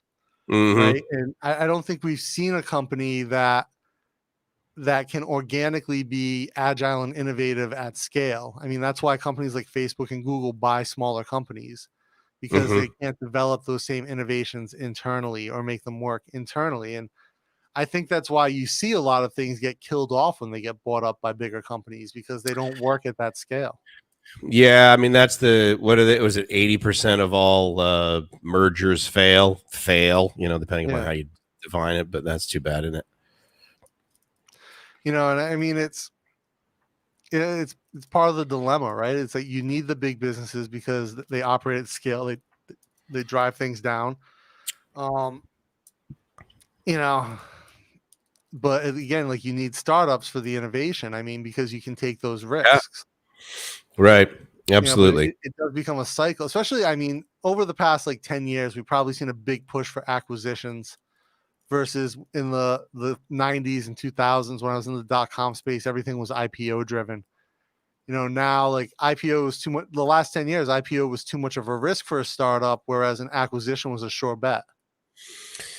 Yeah, I mean, well, I remember being up at Microsoft, and I don't know if this was 10 years ago or not, but around the Microsoft campus up in Redmond, I mean, all of those buildings are little companies that are praying to God Microsoft buys them, right? And so if you think about it, it really is an excellent model because, the big companies, they don't really need to fund the initial investment, which arguably gets the entrepreneur to basically work 27 hours a day, right? And run the entire company on their credit card. And well, I can remember when I was at Cosmo, right? And I mean, we were essentially, Amazon was our biggest investor, and we were essentially, you were so positioned for an acquisition, but everyone was talking IPO because that's what makes everyone a millionaire, essentially overnight. If you IPO, it can, yeah, for sure. Stuck. This is interesting. So I don't know how it is now, but you used to have a baptismal certificate to go to public school in the Philippines. What? Well, I mean, again, it's a Catholic place, I mean, it's just like there's to be baptized. There's Buddhist stuff here. Well, I mean, don't forget, like divorce is also illegal in the Philippines. Okay. Really? Yeah. You can get an annulment, but you cannot get a divorce. And well, okay, so you can do anything, okay? Yeah. But it's basically the deal is that you get an annulment. That's some South type of shit. Movie theater was my first experience with the King's Anthem. Good thing I had a Thai friend with me to prevent cultural faux pas. Yeah. Yeah. Stand up. Last couple times I've been to the theater, there's been a number of Thais who sit during the King's Anthem on purpose. Like they come to the movie just to sort of like, that was before the big protest. That was, and before COVID, I mean, that was a big way for them to protest their disdain of 10 was to sit. And to me, most of the people stand. I'll stand. No skin off my back. We stand for the national anthem before we throw a ball around in a stadium. It's no different to me. They just happen to do it in a movie theater. So I could care less. But I did notice that people were using that as a form of protest. And then there would be like maybe older people who just wouldn't come into the theater until after that. Really? Yeah, so like I would see this a lot where people would wait outside until after the anthem and then come in. Like if they weren't comfortable to not stand, but they didn't want to stand for it, but they weren't comfortable to sit during it. That's what they would do. Interesting. Yeah, I think it's kind of cool. I like it. So what do you say? Rosary services always creep me out. Funerals are the worst. People are mumbling and mourning cults. Yeah, man, I don't go to. Last time I think I went to a church was a Catholic or a Christian church, was for a wedding back in Ohio. And I remember the bride's brother got upset because I made maybe an off-color Jesus joke about it's a Roman Catholic church. Yeah, and, well, that's pretty intense. And both the bride and the groom were really conservative Catholics, Mm-hmm. and it's just, I've always found like religious wedding ceremonies so weird, but yeah, not cool. And I went to Catholic junior high, Catholic high school, and actually it was my religion teacher is a Christian brother. It was a Catholic brother when I was in high school. One of the Lasallian brothers was one of the my freshman year religion teacher was one of the ones who really pushed me to explore other religions and atheism and question things. Exactly. He's like, don't believe shit blindly, basically. And Right. then probably I had one other religion teacher, Jerry Schnell, who great guy, also pushed me to do the same thing and really question. He's like, don't just believe shit. Like, you have to always question. And this guy was like super religious. He's like, don't believe shit just because we tell you this. It's in a book, doesn't make it true. I think that religion is very useful for many people. It makes them comfortable. It gives them some degree of hope, and that sort of thing is awesome. What bothers me about any of them is when they try and convince me that theirs is the best. And it's tantamount to saying, Mike, if you wear shirts with a collar, you're a complete idiot, and I judge you if you know, or whatever. I mean, but Mike, I think if you wear shirts that aren't gay Earth shirts, you're an idiot. Actually, to be fair, now that I have those available to me, not wearing one is probably 10 times worse than not standing in a movie theater. Because did I tell you the story about my gay Earth shirt down in Phuket? The guy that came up to me and asked me about it? No. Okay, so the guy comes up to me and asks me about it. I could tell by the accent that clearly he was one of those guys that owned a tailor. Yeah. You know what I mean there. And he's like, yeah, we can make a shirt like that. I said, absolutely not. You cannot make a shirt like this. I said, there will be zero shirts like this ever in the world. There will be no It's like, oh, no, we can. I said, no, absolutely not. And he says, what do you pay for it? And I said, well, 15,000 baht. He's like, yeah. He said, well, we don't really make anything over $400, you know, so we couldn't. And he says, but that's a really nice shirt. I said, absolutely. I will never go anywhere else. All of you guys that mass produce shirts, make shirts that someone else can buy. That's never going to happen. Man. Never going to happen. So now my Earth shirts, 15 grand. Damn right. Mm-hmm. So Frank shoots almost exclusively 1080, and he'll never need the power Emma's capable of. He's just stoked not to have that fan running. Dude, so since I got the GoPro, I'm shooting everything in 5K, and I've been exporting everything in 5K. And with my MacBook, I can't wait to do it on the Mac Mini. But I'll tell you what, even on YouTube, like my last video went up, it took like 2 days for YouTube to process the 5K version. How much? Wait, what? So, so YouTube processes your video at different resolutions, right? And it doesn't, it starts at 360, works its way up. Yep. Basically 360, 1080 are done, within minutes. Yeah. Right. You upload a 10-minute video. It's available in 1080 within, 5 minutes.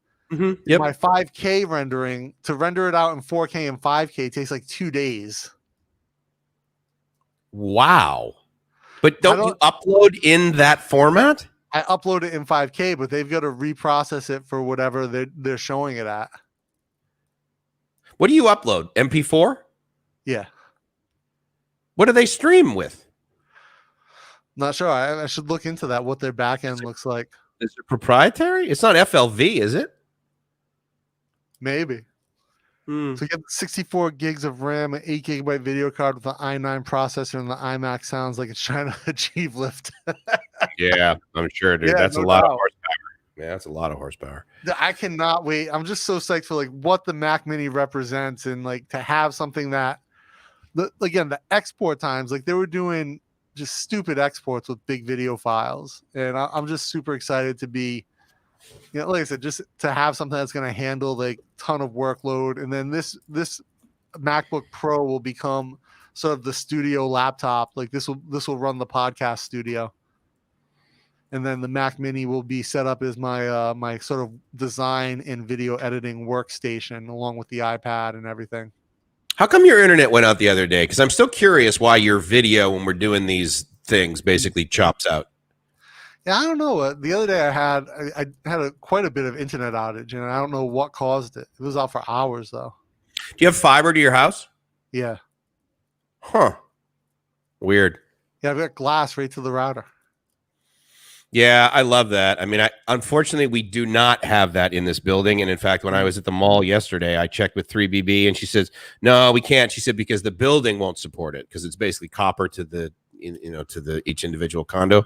Yeah. I can't imagine what it would cost to uplift this whole condo building with glass. That would probably be just, I don't know, cost prohibitive, I guess. I don't know. Yeah, maybe. I mean, I guess it depends when they built it. Like if your building predates the cheap glass, then yeah. Yeah, I mean, it's not physically in here, so I don't know like whether they ran, decent enough conduit to everyone's so they could just it's just man hours, but I don't know. Joseph went to mass today. How did you wear that Bangkok Strange shirt to mass, Joe? You should. Absolutely. Yeah.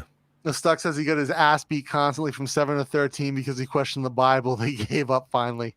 You know what, man? So when I went to Catholic junior high, really too bad. They forced me to do, I'd never done First Communion it was a First Communion. No, I had to do something. Is First Communion the wafer thing? Like, I don't know. No, I think I had done that. I had to do something else. Okay. That they call confirmation or something, like some bullshit. And my family's Catholic, but like not super Catholic. My mother has become much more like a religious nutty over the years, but like my father was essentially an atheist who grew up in a Catholic family. But like I'd skip something. My school was like freaking out, and they would tell me like you're gonna go to hell if you don't do this, and you're a bad person. And I remember one of my science. I was in 8th grade, and my science teacher. Now I had never even known that questioning evolution was a thing, and my teacher made this statement about like, oh, we don't know if evolution's real because the Earth really could only be 6,000 years old according to the Bible. I was like, I'm like, I'm like 13. I'm like that doesn't make any sense. We know the Earth's older than that. The Bible's not real. And of course, what happens? I get sent to the office. I get detention for like a week. And really, yeah. I get yelled at by one of the teachers. I mean, and I don't know what school's like today, but my teachers, I don't know, do they fake this anger or do they really feel like this amount of anger to be able to yell at a kid about something as ridiculous as this? Well, okay, let's be fair. I've never been to the point of being so angry that I have to scream at someone. I mean, that's got to be for show, right? I've yelled at somebody for sure. Been totally angry, not about religion. Screamed and gotten, like I've never gotten to. I don't have that level of anger. Yeah, I think I've been, angry. I mean, verbally. I've never hit anybody. I've hit a lot of people. So that's the thing, right? The way you do it is physical. I do it mentally and verbally. Well, I mean, it's not out of anger. I just like to hit things. When you get really angry, do you hit things? No, I don't. No, if I get angry, I don't hit things. I hit people who consent to being hit and who want to hit me back.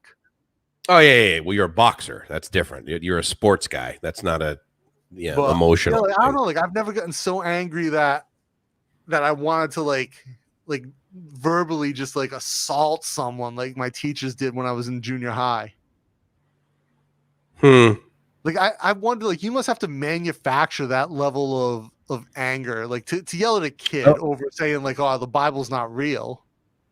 I definitely, I mean, the yelling that I did in times in my life when I was angry, it absolutely wasn't manufactured. It was levels of frustration. A lot of it, based on fear, right? That I wasn't willing to admit. Said stuff that's not nice. I've just never gotten to the point where I need to yell. Yeah. No, I have. Different strokes for different folks. Yeah, for sure. So maybe my teachers really could work up that level of anger. I don't know. I always felt like why would you get so mad about something that you have to yell?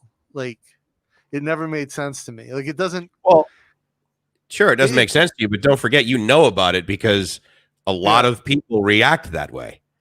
Yeah. Again, it's something I always struggle to understand because to me, loudness doesn't communicate your message better. Well, yeah, but I mean, if you're Russian, clearly it does, right? I mean, I think if you're Russian and German, that's the only way to speak, right?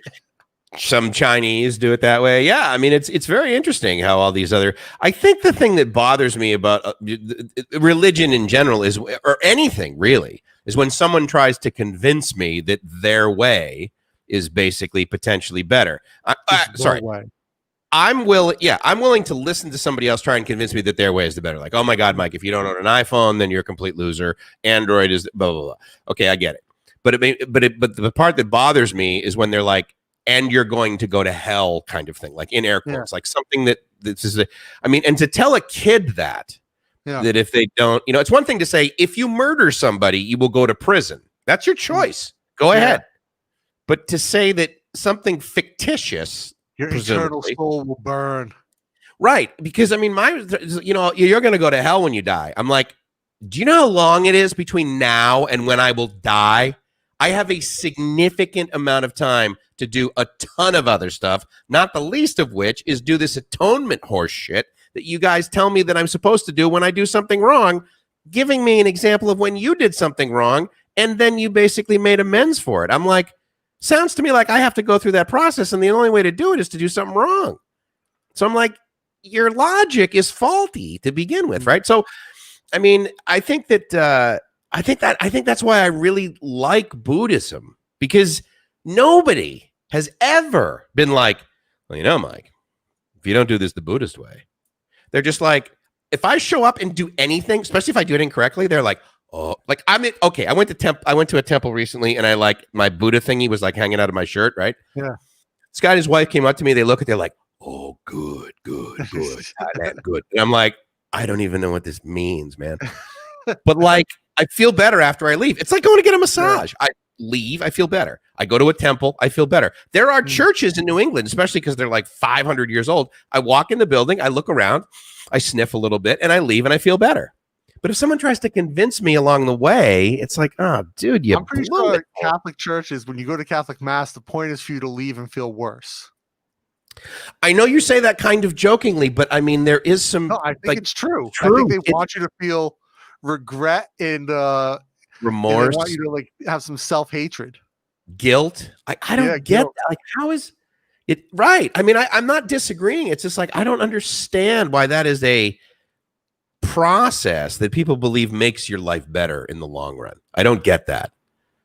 But so spectacles, tacticals, wallet, and watch. That's how you pray in the Catholic Church. Actually, I like this other one Richard had here. Every modern day problem can be found in the Bible. For example, PMS. Mary rode Joseph's ass into Jerusalem. I don't know anything about do you know anything about the Bible? I don't even know any like stories in it or anything. Just what I remember from school. Oh, they Joe says, if you could go anywhere in the Bible and change anything, what would it be? I'd like to get an autographed copy. Then I might believe. If you could go back in time and change anything, you might want to like kick Virgin Mary down a set of stairs, right? Save the world from that whole Jesus thing. Too much? No, I don't care what you say. I'm trying to think. I don't know. I mean, I guess. Did you ever see the Family Guy say they went back in time? He's like, it turns out Jesus's powers were way overblown, and he was doing he's like, woo, woo, woo, woo. Yeah, I do remember that one.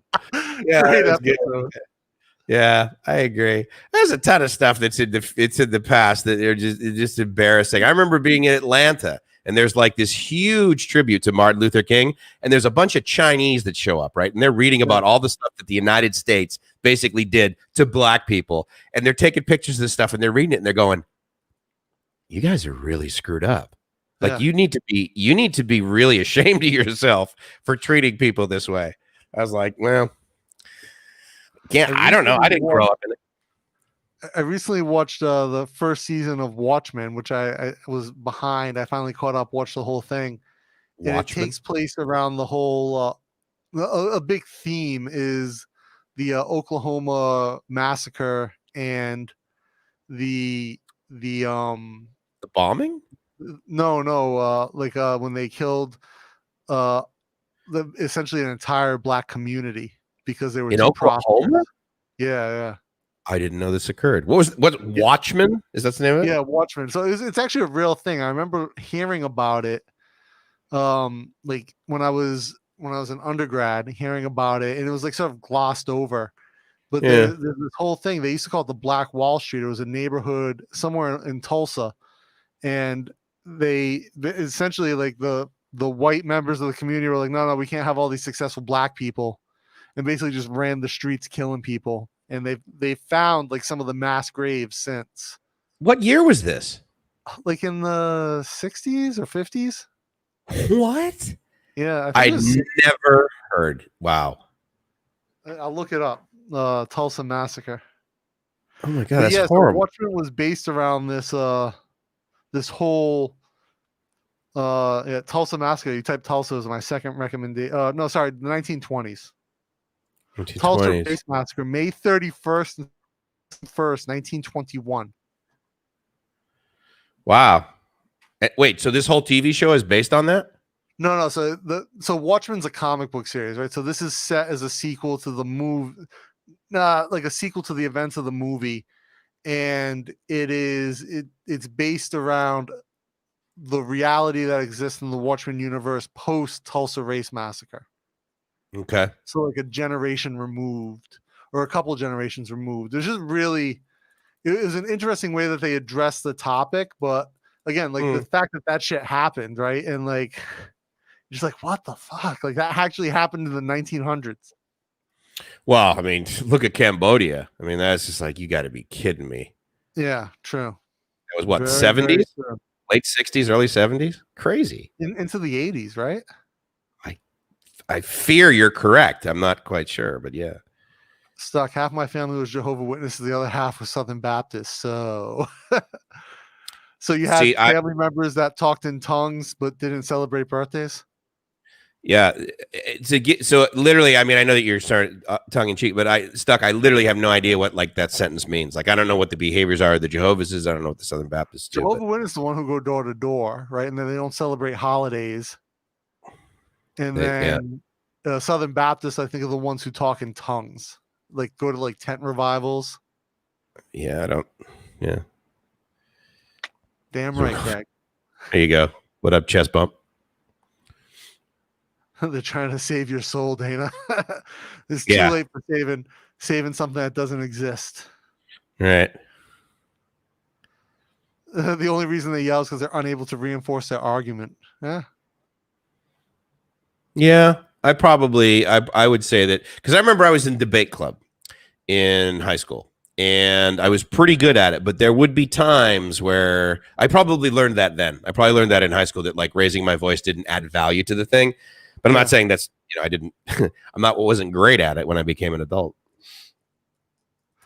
The Abraham religion is based on inherent sin. Yeah. We're all sinners no matter what, right? You got to be guilty for it.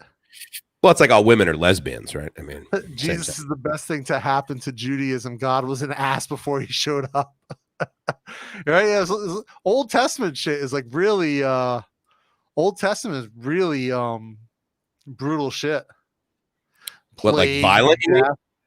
No, like if you like the Old Testament stories, like God killed all their babies. God unleashed a plague. Really? Yeah, I don't know anything about it. God burned the city to the ground. Wow. Yeah, I didn't know that was the theme. Yeah. So like Richard says, he too likes the Buddhist religion. At least they're honest. They need money and food. By giving these items, you gain merit. You know, man, like more than that, I mean, there's a certain calmness. And as an atheist myself, I look at Buddhism as something that's really, I look at it the way that Jib believes in it. Right, that Jib will say, and Jib will argue she's not an atheist, she's a Buddhist, but she doesn't believe in a God or a heaven or a hell. Right, that she wants to live her life. She wants to live her life according to these Buddhist ideals. Yeah, tenets. Yeah, for sure. It just makes a lot of sense. Yeah, why not? I mean, it's I mean, there's some things obviously that I think are a little bit uncomfortable for me. I will tell you that I recently I got on my knees, I like sat there, and the guy even asked me, he goes, "You want me to do the water thing?" And he took his little, broom. Yeah, and he did this, and and quite frankly, it was freaking 97 degrees outside. So I'm like, a little water on this bald head wouldn't go a long way. Yeah. And so I did that. I got a bracelet, and I don't know what this means or whatever, but I like it. And it's just like, And you I don't know. It smells. And yeah, that's the rub, right? Is when you get the real thick ones, and then you like take a shower, but you can't take it out. So anyway, basically I've just stopped smelling my wrists. But Senior Frank, with the pro tip here, and I fully agree. Don't try to make sense of books that are full of answers about the origins of the universe and all life found within it when they were written before microscopes were invented. Yeah, that's a great statement. I like that one. Well, I was talking to my son the other day, and because he lives with his mother and his grandmother, and he was talking about he was asking me why I don't believe. Why I believe in science more than religion. And I was like, well, religion it wasn't that long ago, son, that the Catholic Church was killing scientists for disagreeing with them. Yeah. So you don't kill people unless you're afraid of what they're saying. And he was like, oh, yeah, I guess that's true. That's it. How old is he? It's a fair question. 12. Yeah, it's pretty good. It's a pretty good time in your life to start questioning stuff like that. You know? Yeah, so I was like, if they killed the scientists, but the scientists turned out to be right, what does that tell you? That they were afraid of the truth? Well, let's back up a second. Even if they were wrong, killing them for saying something kind of gives you, the litmus test for integrity. Yeah, a little bit. Yeah, so Patrick's saying, the Tulsa massacre, Black Wall Street, really bad. Yeah, like I said, I remember hearing about it, but I don't know why something like that doesn't get taught more, like elementary or high school history. Like when you study, I remember I took U.S. history. U.S. history was one of my favorite things. Yeah, and especially pre-Civil War American history, I found really interesting. But I took contemporary American history as an undergrad, and I don't remember that being covered at all. I never liked history, and I was thinking about that the other day. Literally, I was walking by somewhere because I think one of my history teachers from high school died, and then in our page for whatever, people were saying, "Oh yeah, he was a great guy," and all this. One of my favorite subjects, and I'm like, "There's not a whole lot about the past that I find interesting or relevant to me."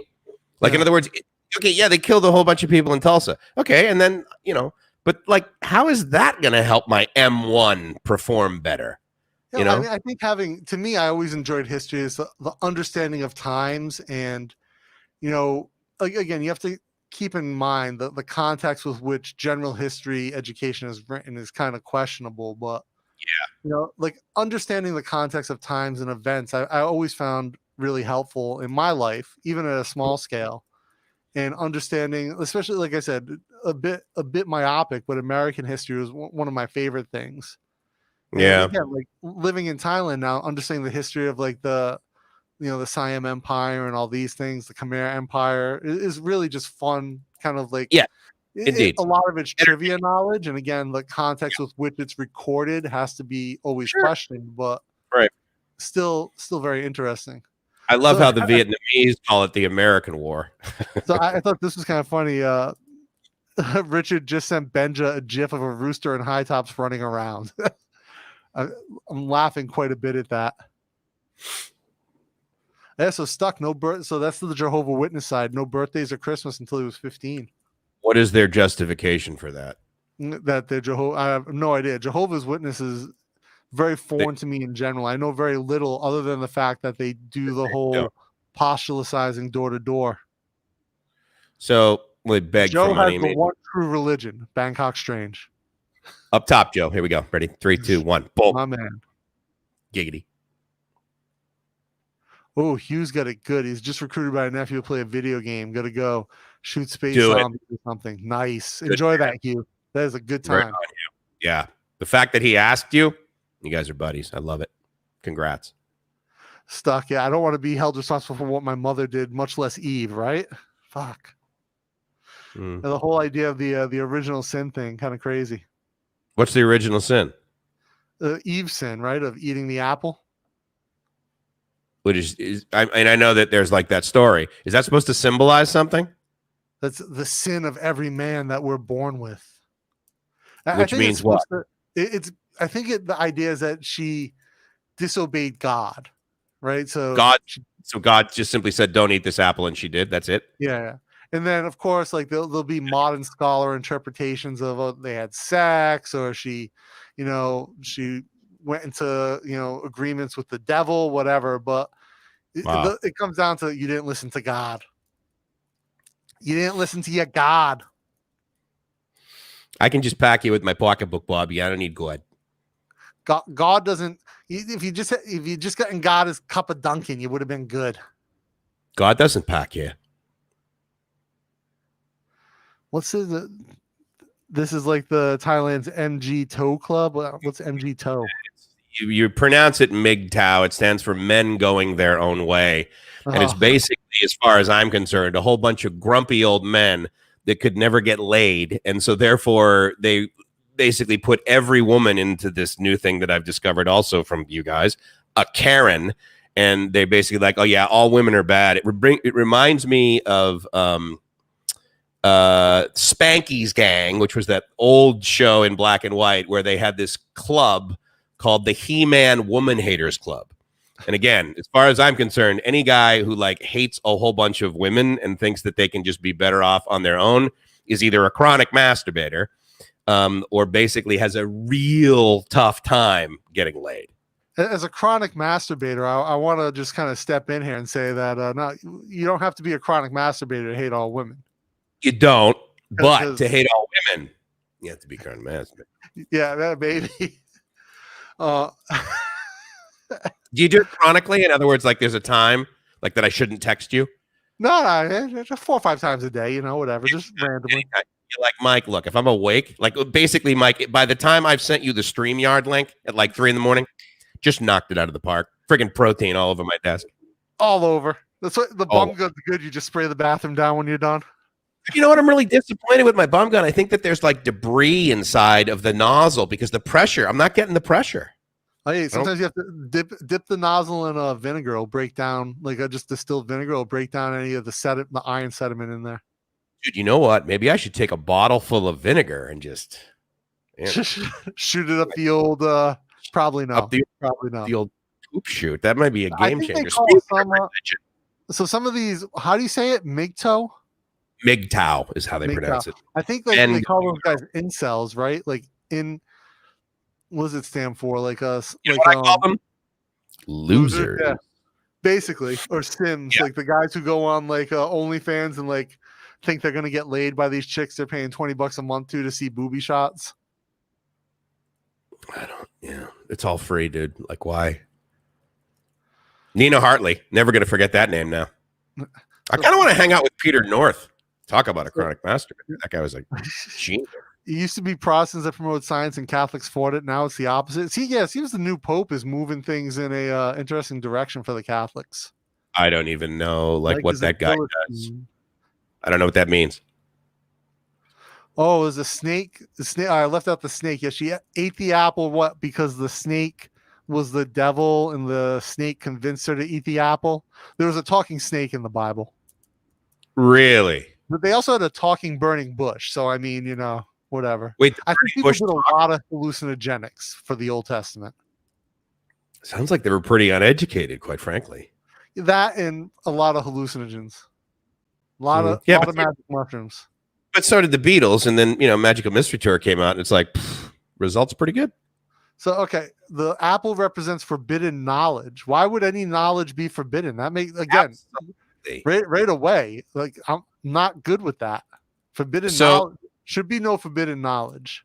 Here's what's really funny. I for whatever reason, I just flashed on this example. Catcher in the Rye, right? That used to be a forbidden book in the schools because apparently what it talked about was inappropriate. So recently I'm looking for a voiceover guy for my radio station. So I go to voices.com, I fill out a profile, and I say, okay, here are the things that I want you to say. Describe what you need from a voice person. And I said, I need a guy with 3 testicles who basically knows all about in-your-face, kick-ass, take names radio. They deny my post and come back with the fact that they're concerned about, putting people in segmented groups and all this nonsense. And I'm like, oh my God, this is like 1960. Do I have to burn my bra to be able to use your website? I'm like, this is crazy. I said, you're so fucking uptight. Delete my profile right now and all of my data. I mean, it's again swung the other way from the product. And then you went back on Grindr and you found the guy you were looking for. Yeah, absolutely. I just Googled kick-ass, take names, 3 testicles. Bam, Peter North shows up, then basically forwards me to, Lee, and I got my voice. Peter North was he was famous for having a gigantic money shot. Oh, was that his deal? Yeah. Okay, good for him. MGTOW, men getting triggered over women. I've never heard of that. I'm going their own way. Anyone who gets triggered anyway, it's like the whole idea of trigger warning, I think, is funny. However, I posted a video on Facebook the other day from Epicurious, which is a great YouTube channel. They do these 3 levels of dishes, like level 1 chef, level 1 home cook, level 2 home cook, and a pro chef, and then a food scientist will rate all of their recipes. But it was three levels of pad thai. And Jib was like freaking out. She's like, none of these are pad thai. They're fried noodle dishes. Don't call it pad thai. And she sent it to all of her friends. And like her line was like blowing up. Like, that's not pad thai. Like the chef put the chef, who's one of my favorite chefs on that show, is the guy King. He's a pro. He put Chinese sausage in his, and she's like, that's not pad thai. And then the amateur guy put soy sauce, and like Thais freak out if you put soy sauce in pad thai. Like, that is not a flavor that goes in pad thai. Right. And then the girl, the level 2 girl, did a vegetarian dish, and she was really close because she put tofu, which is an acceptable protein for pad thai. And until she put carrot in, and then Jim's like, no, carrot really in the pad thai slices. No, okay. Lotion and boxes of tissue. So just get a new bum gun. It starts around 100 baht at the finer 7-Elevens everywhere. I'll tell you, there's a real nice one on my bum gun, and I am super happy with it. Yeah, I agree. I finally, when I got it home on Amazon when I was living back in San Diego, it was about $40, game changer. And you and I actually talked about this because regardless of the pressure coming out of the wall, the hose still remains with like intense flexibility. Yeah. I think I got to upgrade to one of those from Mr. DIY. I think they have those there. Yeah, do the metal hose, the metal flex hose, and then get a metal bum gun with a good plunger and like a real trigger. Game changer. Yeah. No, my thumb is expert. Lotion, box of tissues. Whee! So here we go. We're jumping into we're deep in the Bible now. So God said that everything in the garden was there for Adam and Eve, except for that one tree that was knowledge. See, so if you told me like, hey, this tree is all the knowledge, I'd go right for that tree. Fuck everything else. Oh, Eric's here with his 2 cents. Oh, we gotta get down to that in a minute. So after eating the apple is when they figured out that they were naked in the Garden of Eden. So they didn't know they were naked before the apple. Eating the apple resulted in Adam and Eve being kicked out of the garden, they became mortal. The original sin made us human, and we must all atone for that. So let me go back to, if it's just Adam and Eve that started it all out, we should really have a very limited gene pool if this was the case. Yeah, I know. Right? Exactly. A lot of us should have some abnormalities going on. Well, again, it's the year 2020, right? So does that mean that was only 2,000 years ago? You said something about 3,000 and like the original test. No, they think that 2,000 was Jesus, right? 6,000 is the Adam and Eve. Oh, 6,000. So forbidden knowledge is like the restricted section in Hogwarts library or the restricted area in the Doctor Strange library, right? Nice. Eric, happy birthday, Jeebus. You know what? Fucking Jesus probably thinks Pizza Mania's got good pizza too, Eric. So 0 credibility. You guys are hilarious. Like a married couple. Bow down to the King of Kings, heathen. I bow to no man. This is the guy that I'm going to get like nightclub advice from. This is outstanding. Great. Yeah, you want to talk about heathen. If anyone knows the heathen lifestyle, it's Eric. Mother of God. Plum guns. Are you sure you're using it properly? Rinse or hycalonic. Fair enough, Richard. You know what? I may have to do a video on that and use some vinegar. Oh, fucking Eric. You should really go to the Tree of Knowledge. Maybe would inform you what good pizza is. You know, I went to this one article that someone posted about best pizza in Bangkok. It just turned out to be total bullshit. Had Pizza Mania on that list with their trash, soggy dough. You know what, though? I think I read that article, too. I think number 1 in the list, not necessarily number 1 in the top 10, but I think number 1 was Pala, wasn't it? in it that should list? be, but it wasn't even on. No, I'm talking about the one Eric wrote. No Paula on it. Oh, that's right. He did write an article, didn't he? That's Big funny. Fucking Paula hater. However, though, Yeah. Eric posted a pizza of Detroit style from Pizza Mania, which I didn't even know they had. Yeah, see, limited But last knowledge. time I had their New York style, it was just a soggy mess, and I got like you can order it well done. It was just still like no good. I've not tried that Chef Bing's yet, though. I'm gonna wait Dude, for I would Eric say, yeah. I'm gonna wait Bing's for was Eric to incredible. invite me and take me and introduce me to Bing. Try this pizza and see if it's legit. Well, see, here's the other thing too, is that for me, like when I'm in a business and I'm sampling their product and a buddy of mine like knows the owner, then I like start getting into the culture of the product. And for some reason, I then like it more. Usually if I like and Bing was a great guy. I mean, his English was friggin' amazing. Well, he lived in New York City for what was it, Eric, 20, 30 years? He was an excellent chef. Get your bum gun at Home Pro Taiwatsu. Yeah, absolutely. Home Pro Taiwatsu. They'll have the bathroom. What is brand Taiwatsu? I've never heard of Taiwatsu do. Is that another Home Depot? Like a bigger version of Home Pro. Ooh. In Bangkok? Where's one? Googling now. There's one in Bang Na. Really? Yeah, Nice. poor Jesus can't get any of his free birthday meals.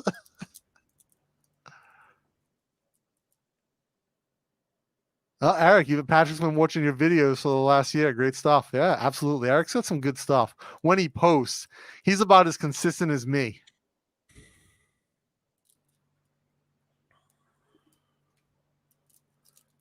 Satan was an angel, so I'm your man. Yeah, definitely for nightclub info, Mike. Eric will be your guy. When Eric turns up, Eric turns up. Especially if you want to go to hip hop clubs. Eric knows like the few that are really here. I definitely want to get some visibility into basically the hippest clubs, which don't necessarily play the best music, but also the ones that play basically the best music, meaning that like they're very current, they're very excellent, they mix it well, that sort of thing. It's a bunch of other stuff. So I'm stoked to hang out with them, but I know it's like middle of the holidays. So God tried Adam and Steve, and that's where attorneys came from.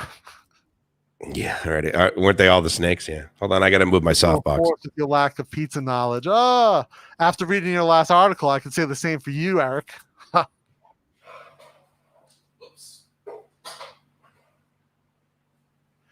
Mario Nomad, have you seen Blazing Saddles and video your reaction?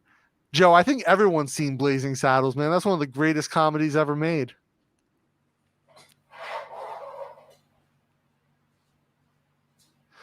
And look what happened to Apple. Knowledge is everything. You watch it. When do you watch it, Eric? Like, do you have like set days that you watch it on? Or do you just like, whenever you get the chance, you just jump in and watch Blazing Saddles? I guess I think last time I watched it was maybe a couple of years ago, but the comedy in that movie never gets old. Like, that is always funny. And it always hits just as hard. Such a good movie.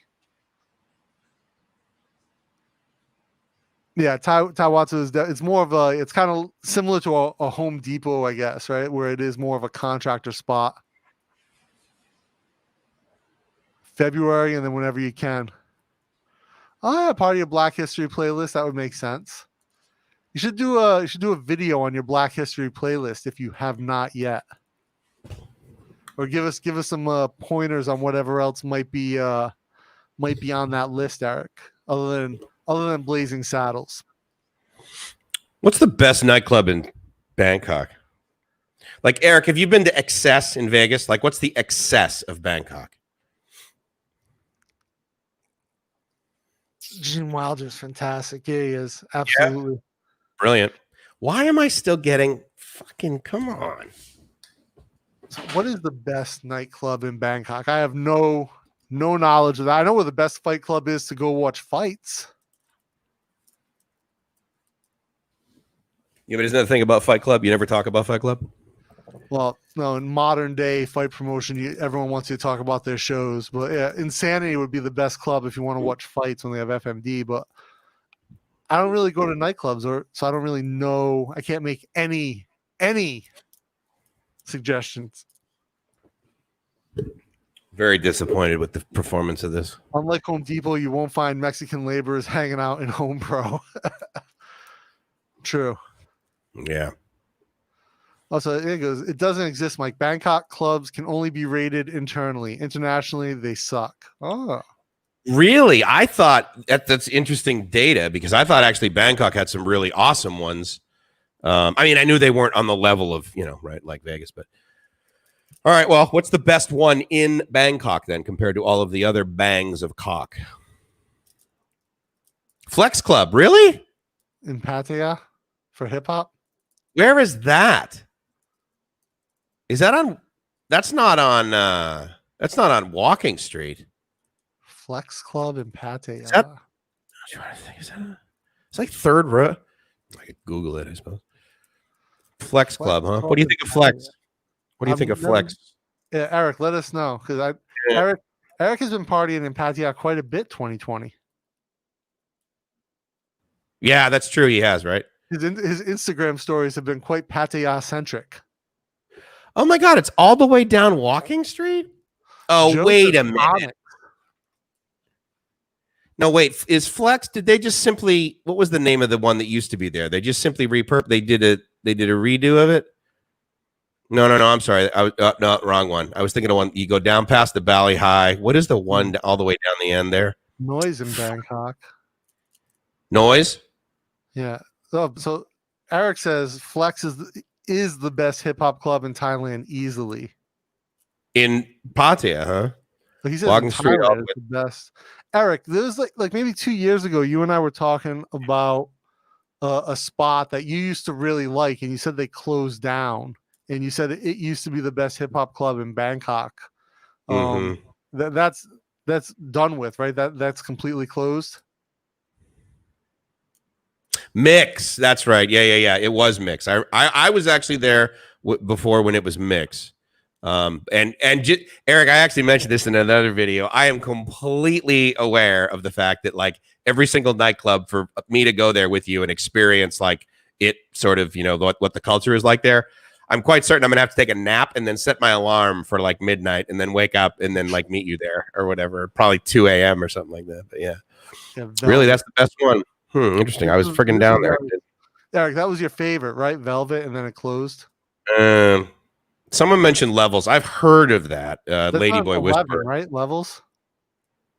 Yeah, there's one right next. Isn't Insomnia right next to Levels?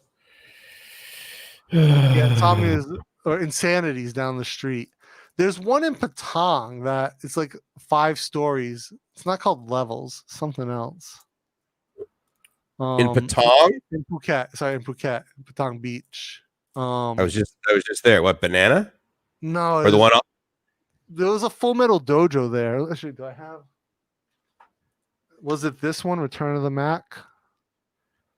Live FMD 8. Return of the Mac. Seduction in Phuket. I mean, there's Tiger. Tiger is friggin'. That was actually, I had some fun in Tiger when that was open when I was there, years ago. Tiger Club is massive. This was called Seduction over in Phuket. We had fights. There was fights there that I reffed. It was actually a huge show. It was really good, but someone was saying like that was supposed to be one of like the top nightclubs in the world when we were there, and I was like, it doesn't really seem that cool that this would be one of the top nightclubs in the world. Seduction, isn't that the name of the Ladyboy Club? Maybe it is. I don't know, but it was a nightclub like right on. I think it was Patong Beach or whatever. It was like right on that road, and we did like a full. I remember, they had posters all outside the club for promoting the event, Full Metal Dojo, right? And so Jib and I were walking to the beach, and we walked past the club, and there's like people hanging out front, and I was like, Jib stopped to like point out the poster to me, right? Like, oh yeah, here's the poster, because it was one of the coolest posters FMD ever did. I actually have it here. My face, you can see my face in the background with the glasses, but it was just like a really cool event. And so we were looking at the poster, and this guy comes up. He's like, "Oh, hey, you want to buy tickets?" And I think tickets were 1,000 baht each. He's like 1,500 baht per ticket. Right. And I'm like, nah, it's okay. I'm going to go to this though. He's like, oh, you can't go if you don't buy a ticket. I was like, you want to bet? Yeah, I'll be repping the main event. You want to bet that I can't go without a ticket? Oh, so now, they're talking trash in the comments over a club called Illusions. Underground, Mustache, and Jam are great. Yeah, I'm writing these down. Hold on, what else did he say? Go-Go Bar. Route 66. Is that still one of them? I think those are brothels and like that's like a chain. What, Route 66? Yeah. Duck and Pattaya is the only real rival to Flex. Yeah, Stuck, man. I'm with you. I'm also too old for the club scene. Yeah, I mean, I'm definitely me too. But what I like is because it sort of gives you a snapshot of like that age group. So club promoters, yeah, of course they do. Just like fight promoters always say their fighters are the best, or their fight promotion gets the most social media views. Trust me, the radio stations that I'm talking about, it paid me the best ones. 46 trillion social media impressions in the month of December. Intergalactically. The same owner, so I don't really understand why it exists. Sometimes just branding, right, Eric? What's the same owner? Flex and Duck? Here's a wild card. Khaosan Road is coming back. Yeah. Really? I don't know, man. Yeah. I think Khaosan's kind of dead. Well, because no, I mean it's like hip ties are going there. Isn't that sort of your experience, Eric? That was mine when I was over there. I'm like, wow, these are like seems to be the trend. Middle class, yeah. Seems to be the way things are going. I heard that there's a couple of big restaurants opening up on Khaosan. Yeah, all young Thai now. Mm-hmm. Yeah, it seems like there's a lot less. Well, I mean, they're kind of still there, but I was going to say there's a lot less. Wait. So you're saying there's less white dudes with dreadlocks and elephant pants? Is that a lot less? Yeah, that's what you're trying to tell me. A lot less. What do you call those things when people like stay really cheap? Hostels. Oh, hostels. Yeah, fucking hostels. Yeah, so Joe, there is some bare knuckle going on in Bangkok. So Full Metal Dojo is doing a whole bare knuckle thing. I don't know if they're going to call it Full Metal Dojo or something else. But they're going to do it in Bangkok. There is the whole Bangkok underground scene, which is basically just bare knuckle. Some dudes wear gloves if they're smart and they don't want to break their hand. And then I think if it catches on with the FMD show, then they will do more bare knuckle in general. And he's already done bare knuckle MMA, and he's done Litway, which is also bare knuckle, and allows headbutts. So, I think the Litway seems to really be catching on. People like the headbutts, and the fact that you can only win by knockout, and if you get knocked out, your team has 2 minutes to revive you. 2 minutes. Yeah, to wake you up so you can keep fighting after you've been knocked unconscious.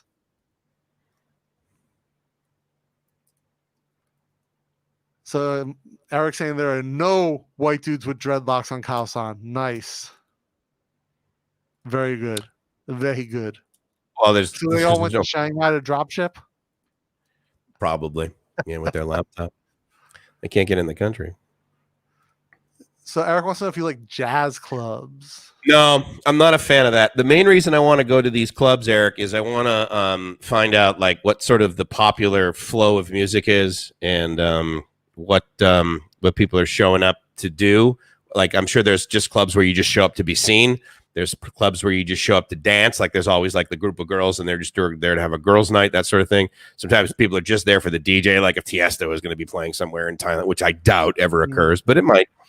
And then like the way that they put the songs together, I'm really interested in how they mix, and then how much they use the visualization to basically enhance the music. Does the DJ ever talk? Do they have promos? Do they have 80s nights? Do they have 90s nights? Do people dress up in costumes other than on October 31st? I'm interested in a whole bunch of that. Eric's posted on his Instagram a few times from, I think it must be a jazz club, because this girl is singing, and her voice is just amazing. What club is that, Eric? And who's that girl? Because her voice is like her voice is sex. I mean, it's just amazing. Yeah. Okay. So Joe, I agree. Bare knuckle is always where it's at. I love I love bare knuckle fighting. I love any fighting. Anytime that anytime you can throw down, you see two guys, especially high level. The good thing about being a fight fan in Thailand is pretty much anytime that you go into a fight for Muay Thai or boxing, there's high level guys banging, and I love that. High level guys banging, and I love that, dude. That is a soundbite that we need to basically use. Someone clip that, and we're gonna put that as the intro for the show. High level. I love high level guys banging. And I didn't work for cock as part of payment. I love it when high level guys bang. Yeah. Come on. So he wants to know if you want to meet the biggest DJs and MCs here. I would like to meet the biggest DJ. The biggest DJs here are female, aren't they? Yeah, I guess I've heard. I don't know. Maybe that's not the case. I've heard that, but that might not be the case. I would like to meet the most popular. Maybe not the. Well, maybe not the best, but the most popular. Yeah, I'd like to meet some top DJs for sure. I mean, obviously, if they don't speak English, that would be difficult because maybe some of the words won't translate real well. Like Dana was saying earlier, empathy. Not necessarily use that word, but as far as the culture of the club, I don't know if that would translate. Go to a full moon party than a club. Full moon also again too late. Not my thing. Yeah, well, it's Eric. Is that the girl's name, Keela, with the voice? I mean, God, she. If you follow Eric's at Minority Nomad on Instagram, when he goes out to this jazz club, man, this girl is just, her voice is wow. Every time. Usually I skip through most of Eric's stories. I'll just click through because if I see Eric's Instagram, it'll be like 7,000 stories. Right? I'm like, yep. Food. Yep. Walking around. And then if it's like him just talking, I'm like, I'll listen for a minute. Okay, da. Whenever I see him in this club with this girl singing, I'll always stop because it's like, so good. That's nice. Actually, speaking of his food things, tonight, finally, because they open at 5:00, I'm going to cruise over to Ekamai. I'm going to rewatch his video. I'm going to go over to Ekamai, and I'm going to have some of that noodle soup that you were talking about before. You're dying for that stuff. So one of the best things about being black in Bangkok is that we all know each other. So most of the MCs here are brothers, so I can make intros for you. Oh, cool. Nice. Okay. Very cool. Honored, man. Thank you.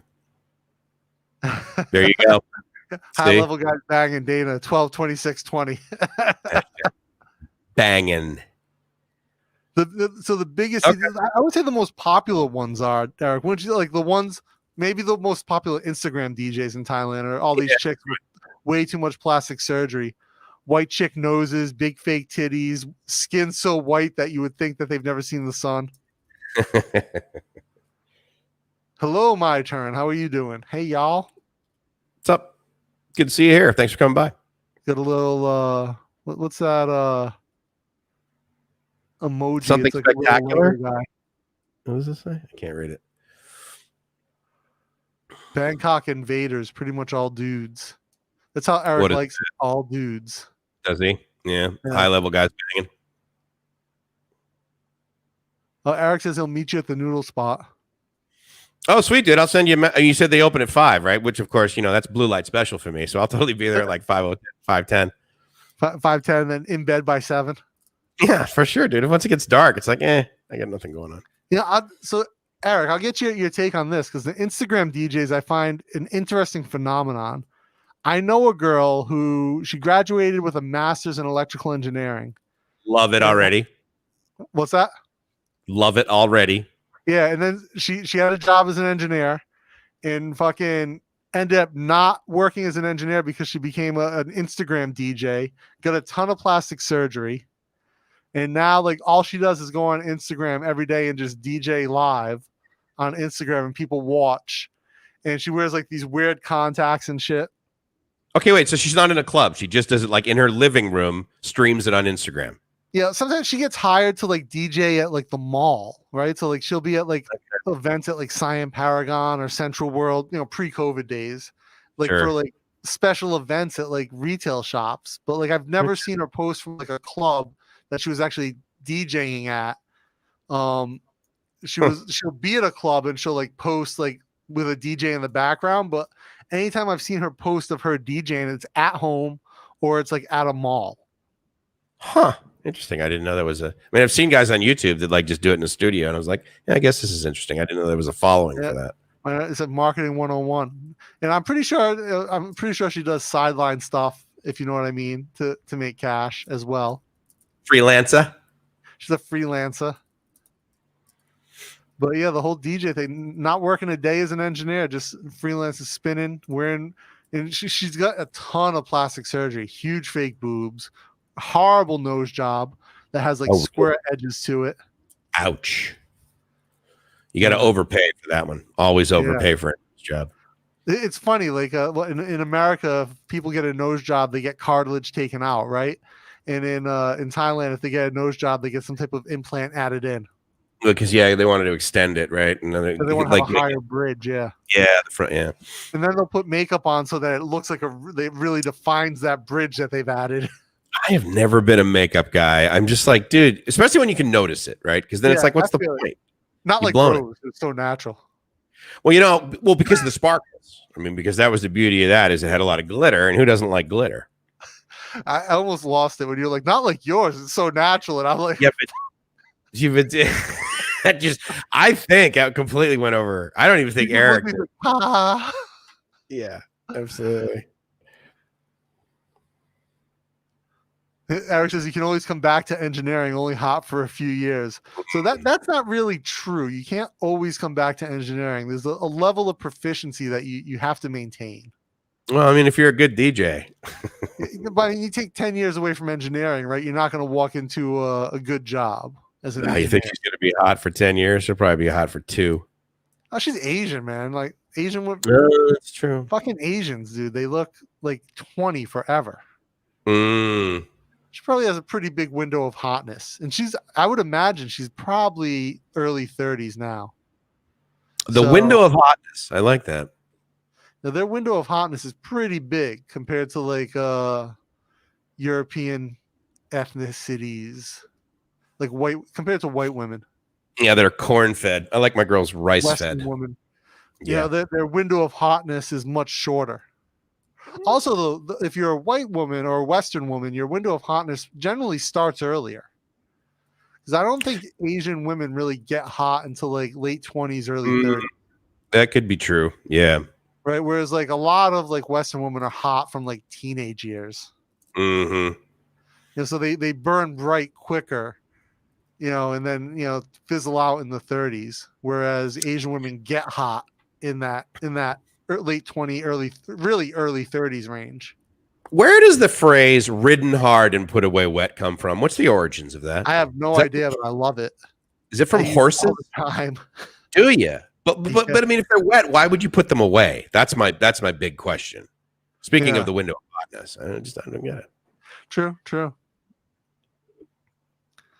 So we're at Belga is a Belgian restaurant in Sofitel and Sukhumvit. They had plastic lady DJ most nights in their bar area. So I was at this is 2 or 3 years ago. I was at a startup event at Launchpad, which is over in the Siloam, off the Siloam line. I forget what the station is. Same one as the Myanmar embassy. And I spoke at the event, and then afterwards, a bunch of us went to this restaurant, cafe, bar thing across the street. It's like maybe 10 p.m. And there was a girl DJing, and like she wasn't really doing it. Huge fake tits, beautiful girl, big fake tits, low cut shirt, all hanging out, lovely. But she wasn't really doing anything. And then she walked away from her turntables for like a minute to go get a drink, and it started scratching. Right. Like she was mixing, like awesome. I was like, wait a minute. Did anyone else care? Probably not. Yeah, I was with my buddy Ben, Mexican. I call him Mexican Ben. He's half Thai. There you go. And, but he looks Mexican. He owns a construction company. Yeah. But I called him Mexican Ben before he owned the construction company. But great guy. But he's sitting next to me. I'm like, dude, you see this? The DJ's not at her tables. It's scratching. She's just playing a track that she probably bought. He's like, she has the most important thing for a DJ in Bangkok: huge fake tits, boobs. But yeah, it's just hilarious. She walks away and it starts scratching. Well, she's that talented. She's probably an engineer. They don't want sunglasses to fall off their nose. Patrick, this is a valid observation, right? It's very sunny here in Thailand. Sunglasses are an important accessory. And if you do not have a nose bridge, they could potentially fall off. So it's really a health thing. They're doing it Gracie for is eye health, constantly doing optical health. that. Yeah. I'm sure Jib does it too. Sunglasses like fall off all the time. Jib has the auto tint glasses. So like the transition. So when she's outside, her eyeglasses just auto shift. I used to have them, then I just got the permanent tint on my new glasses, which I like. It works for good, but so again, it does fuck with my color, my ability to see certain shades. So sometimes I have to take it off to look at hues. You just got to drag the mouse up there and do a color correction. Yeah, yeah. Stock saying that it doesn't care for makeup or perfume. I'm the same, man. Like, I like perfume. So I like Light scented stuff, but like not like really heavily chemical perfume. I like a girl in WD-40. I'll tell you what, WD-40 is a sexy scent.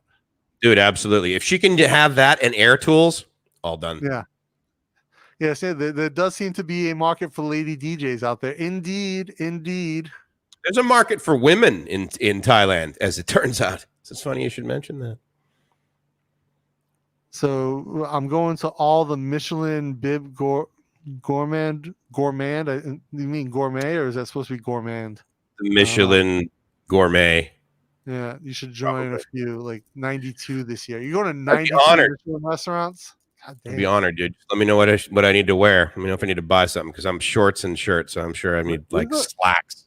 Other than, I think Gagan was the only 2-star Michelin restaurant in Bangkok, and even now most Michelin star restaurants don't have a dress code. Really, they might be like shorts, but yeah, it might be no shorts. I was over in Central World yesterday at like 12:30, and there were 2 lines for this like noodle place that apparently is now a Michelin, the only Michelin noodle place in like all of Thailand or something like this. I was like, why would you go? And right next door to it was a fine restaurant, but it's like that pizzazz, right? Joe P, you're goddamn right you do. Got to get out of the U.S., get here to Thailand. So Senior Frank and they're both talking about rode hard, put away wet. Senior Frank and Eric both know this. Came from riding a horse and making them sweat. Texas slang. So how did it get related to women who look rough? Fun fact, women with nose rings, they stole that idea from pig farms. The farmer used to put a ring in the hog's nose to stop it from rooting. I don't know if any of my ex-girlfriends were big rooters, but could have been. Eric said, I had a habit of making my horse sprint to the stable and wouldn't let him walk it out. Then take him to the stable, and stable owner dug into me about it. You got to watch out for those stable owners, especially the ones with fake boobs and turntables. Big fake boobs and turntables with the USB playlist plugged into it. Yeah. It just but your glitter one out, then mean the viscously suggestive, lurid lucidity used when you wish to come off as having a rabid wit. Huh. Fun fact, back in the 30s, women wore anklet gold chains to identify which brothel they worked at. Good to know. Next time I see some chick with an anklet, I'll be like, I know what you did after you got your engineering degree. Gourmand is the word. Okay. Gourmand? Have you ever heard that? I've never heard it. Again, the reason I questioned it, right, because it's something I've not seen, but normally if Eric's typing it, he's usually very concise with what he's writing. So I'm like, I was going to say, so what is bib gourmand? Is it gourmand? Like, I mean, you're supposed to pronounce it like that? Like, I don't know. Bullshit.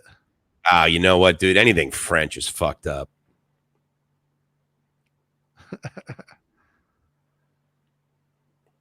Dana looks like a guy who looks like we would know gourmand would mean. It must be the suspenders. I guess. Ride a horse, you ride a woman. Not a lot of math on this one, Dana. Yeah. True. Should have figured it out. But there's a certain look when you think about what a woman who you say has been rode hard, put away wet. There's a certain look to her. Certain look. Yeah. Gourmand. All right. Gourmand. Sorry, right here. Bib Gourmand is right below Michelin star. So that it's a rating. Okay, meaning it's like how many? What's the Michelin star rating? 4 is 4. Three's the highest. Okay. Better prices, and in my opinion, better overall. Good to know. So Eric, take me out to a vegan bib gourmand place. He's gonna come that back has and say, no, fuck cheese. you. The fuck is this? He's gonna be like, no, it doesn't exist. He's eating and often eats too much. Oh yeah, that's me. Yeah, I probably overeat too. Probably why my lower back hurts. That and the whole ridden hard and put away wet thing I got going on. Bad news. Eric's like, unfortunately, I do it. I'll tell you though, I've been eating a lot more vegetables lately. Like, even though like I usually eat vegetables every day, but I've just been like really sort of doubling up on my greens, and I feel great. Especially I was gonna just ask you that. Yeah, my recovery is like after workouts, because usually I'll eat at least like my breakfast is normally.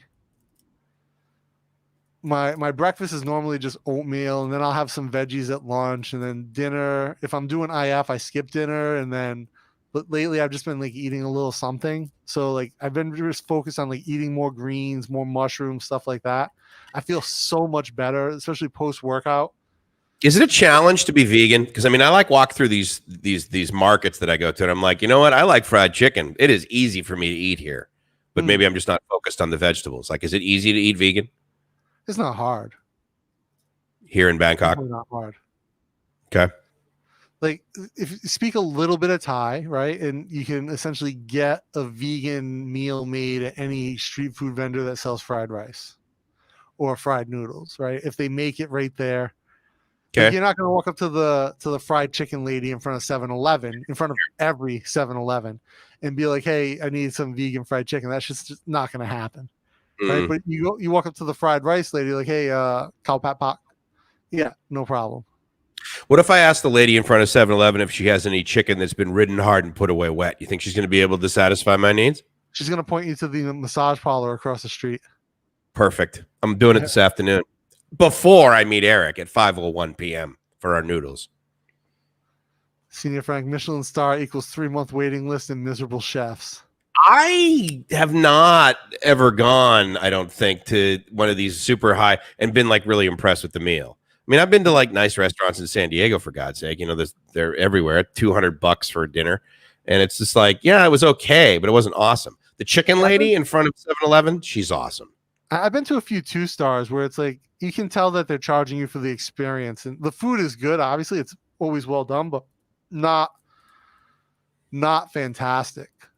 So Eric says not entirely vegan, but vegan conscious. So actually, I would prefer that. Like, generally speaking, I don't want to go to a place that's just straight vegan because, one, I know if I go out to eat with Jib, right, she's not always going to want to eat something vegan, and that's fine. If I can go somewhere that has a dope vegan menu, like they at least have like 3 solid vegan options for me to choose from, I'm super happy. Right. And then Jib can get whatever she wants, which is why like I like going to like Paula, right? Because they have vegan slices or they have vegan pizzas that they make. They have. You like Paula? Yeah, best pizza place in the world. No matter what. I've never heard you mention it. No matter what anyone else says, they're bullshit articles. Best pizza place. But, I've never heard of this place. Paula, never even been. Terminal 21, right below Terminal 21. Also, great place. You should check it out. First you've ever said anything.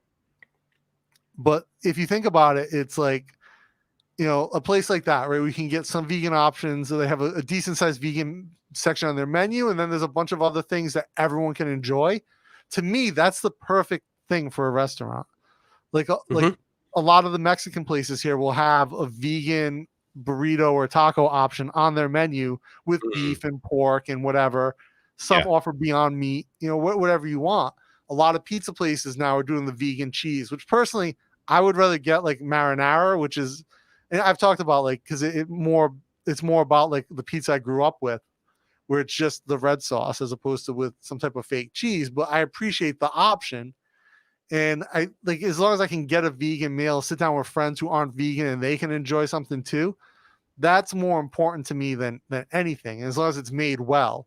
If someone's lazy and they throw And they throw just like, oh, we have a salad, so we have a vegan option. Like, no, I'll whoop your fucking ass. Don't do that to me.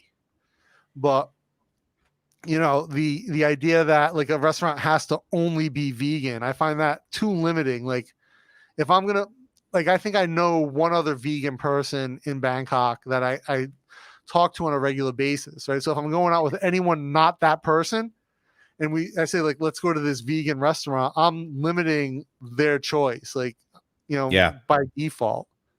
If a non-vegan friend says to me they want to go to a vegan place, like, hey, we can definitely, I'll bring you to one. But if we're going to go out together, I'll suggest somewhere that has a range of options.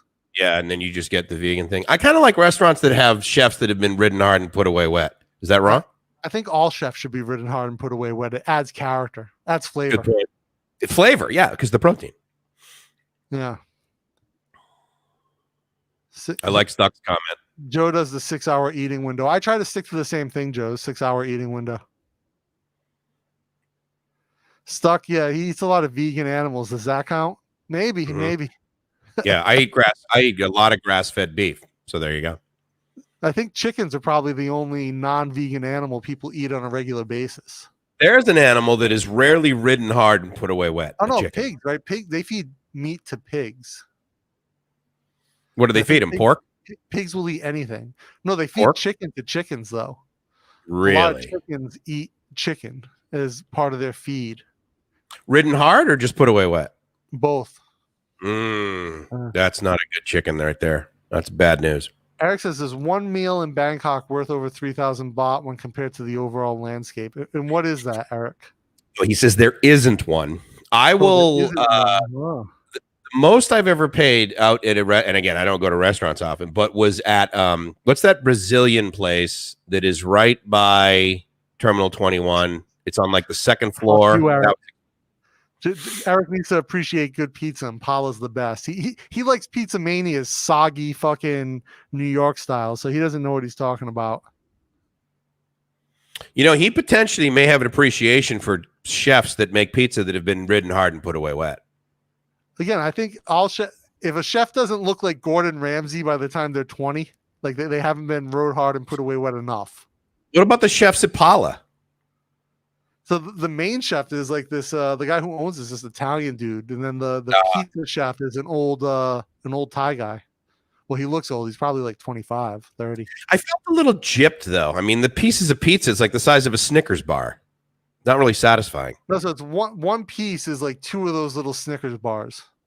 Yeah, exactly. And I like a big pizza, like at Chef Bing's, quite frankly. The slices were the size of my hand. I've not tried Chef Bing, so I can't talk about it yet, but Pizza Mania used to be good. Now they're trash. They've gone that way. Tried that Detroit style. Do you know the story behind Detroit style is the reason it's square? They used to apparently get the sheets that they cook it in from the auto plants. Yeah, that makes sense. Yeah, that's right.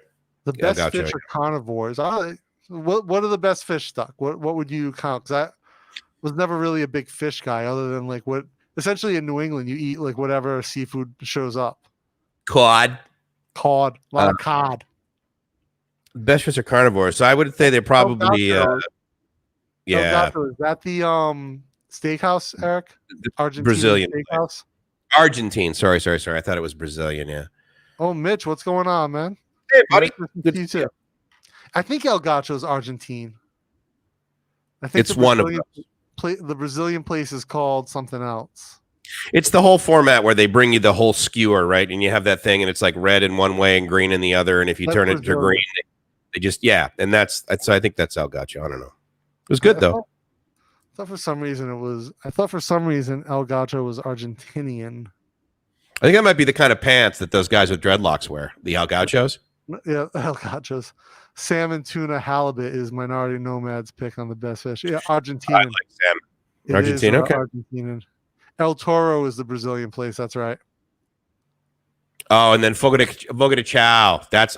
We got Fogo de Chao's in San Diego. Yeah. So a lot of commercial feeds for cows, pigs, chickens have animal protein, ground up animal parts. Oh, so even for cows, I thought that they were just getting straight grain.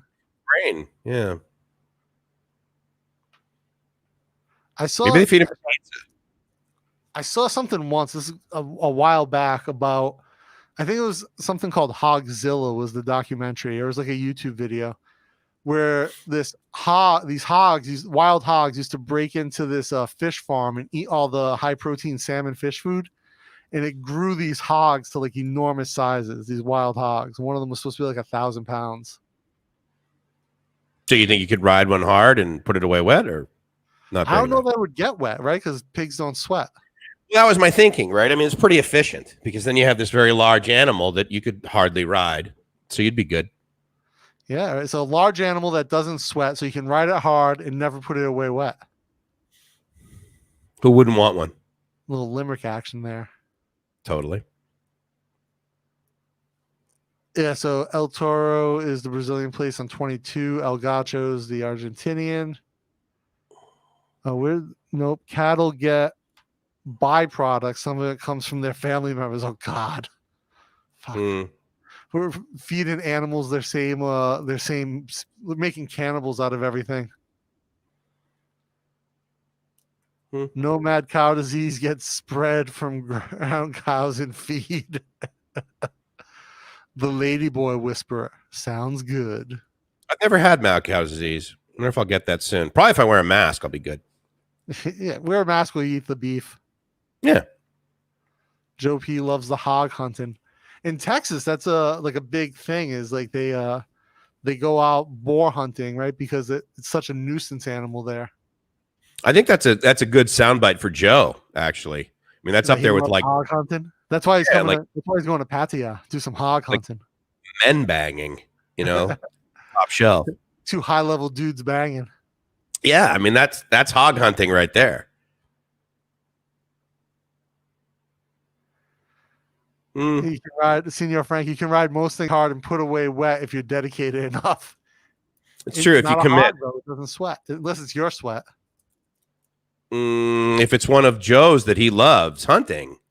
So feral hogs are an issue in Florida as well, Joe. Damn, you guys have all types of issues in Florida: snakes, hogs, alligators. Alligators actually is how they pronounce it down there. Alligators. Alligators, yeah. Hog was the first animal Eric hunted when he moved to Texas. So, Eric, are you talking about going out to the clubs in Texas, or are you actually talking about killing a feral pig? Yeah, is that like when you go pigging? You ever go pigging? I don't know if that's just a New York or a New England thing. You go out and you basically find the fattest chick you can possibly find and you bang her, like all your buddies, and then you compare weights afterward, going pigging. Is that the same thing as going hogging in Texas? Yeah. I mean, because obviously one of the best documentaries that ever came out of Texas was Porky's. How can you really? That was the one that got you to bend over laughing? Shit. I thought maybe we'd do some drop shipping this show. Yeah, no drop shipping today. But hog heaven. I can't donate blood because while I was stationed in Germany in 86 or 88, mad cow was in Europe pretty heavy. Right, and you still can't donate blood. That's the reason he gave. But I mean, I'm sure he had sex with it. Same. Try to make up. Same. I love most fish, but sea bass, snapper, and various types of tuna are my favorite. You like snapper? I think really the great thing about snapper is that like no matter where you are, you can always say, hey, I would really like to put some snapper in my mouth. And I mean, the comedy pretty much writes itself. It's like hogs. Hog hunting with snapper. Who wouldn't want to do long. That? Finish a long day of hog hunting off with some snapper in your mouth. I'll tell you what, that's up there with like two guys banging. So they have hog hunting tours in Texas. You go up in a helicopter and shoot them. Interesting. With the helicopter or with guns? They mount a minigun on the side. Just fly across some ranch and just start spraying like a minigun style. That kind of reminds me of Nam. My second. I was watching Die Hard last night, right? They're flying the helicopters in. He's like, just like Saigon. I know. And all other dudes like, I was in junior high, asshole.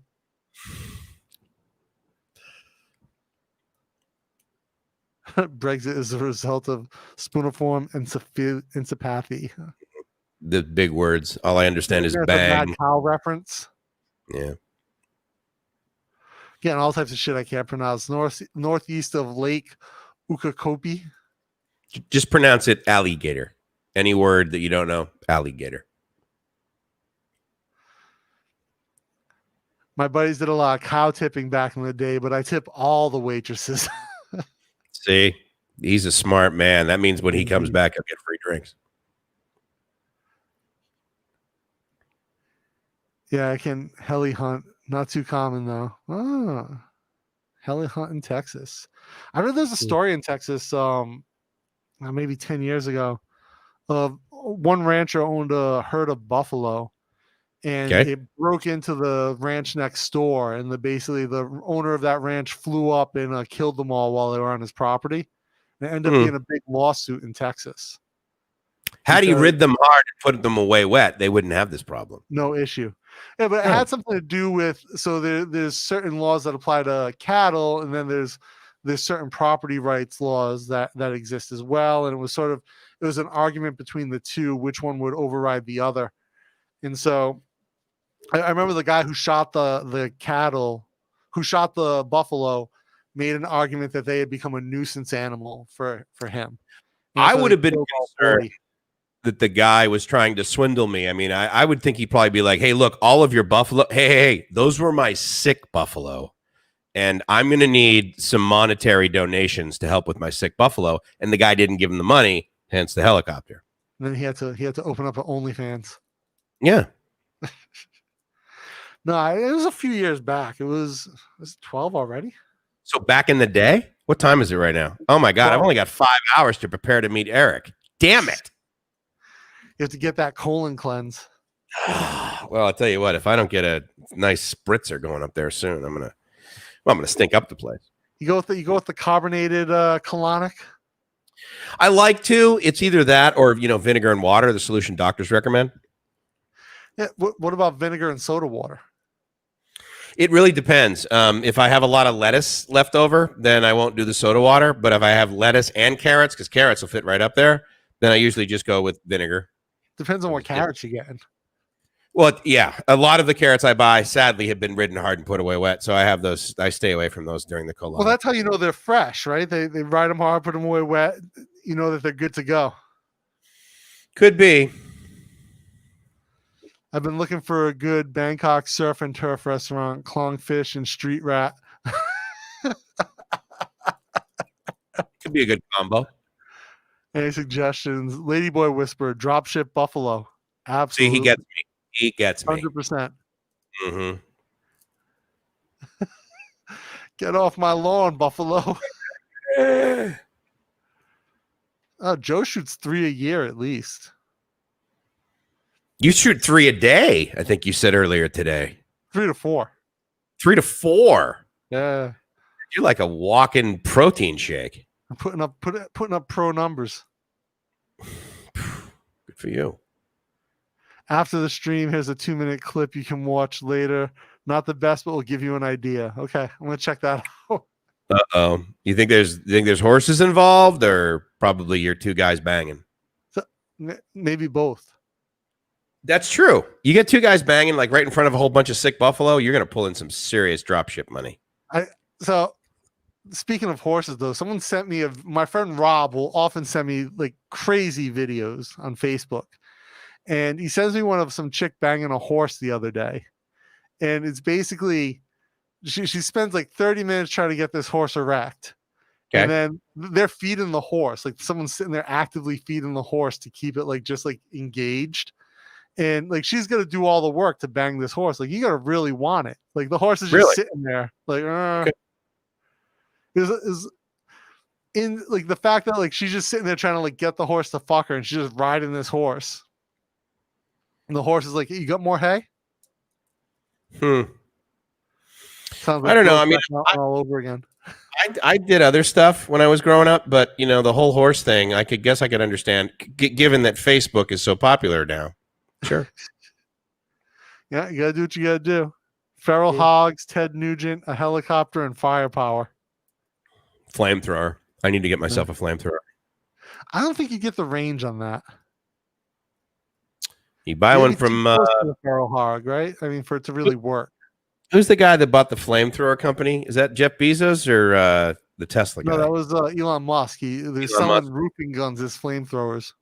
Good man. Yeah, those probably have some distance. No, he was selling roofing guns as not a flamethrower. Got it. You can't ship a flamethrower. You can ship You can not ship a flamethrower. You can ship money to a sick buffalo. Yeah, absolutely. Mm-hmm. If you're dating a girl, she doesn't have a sick buffalo, probably not a chick. No, you probably met her in some ridiculous area, like, I don't know, a university or a mall or like through friends. I mean, that's bullshit. Yeah. She probably has a job. Insurance. Yeah. Forget about it. She probably has like aspirations.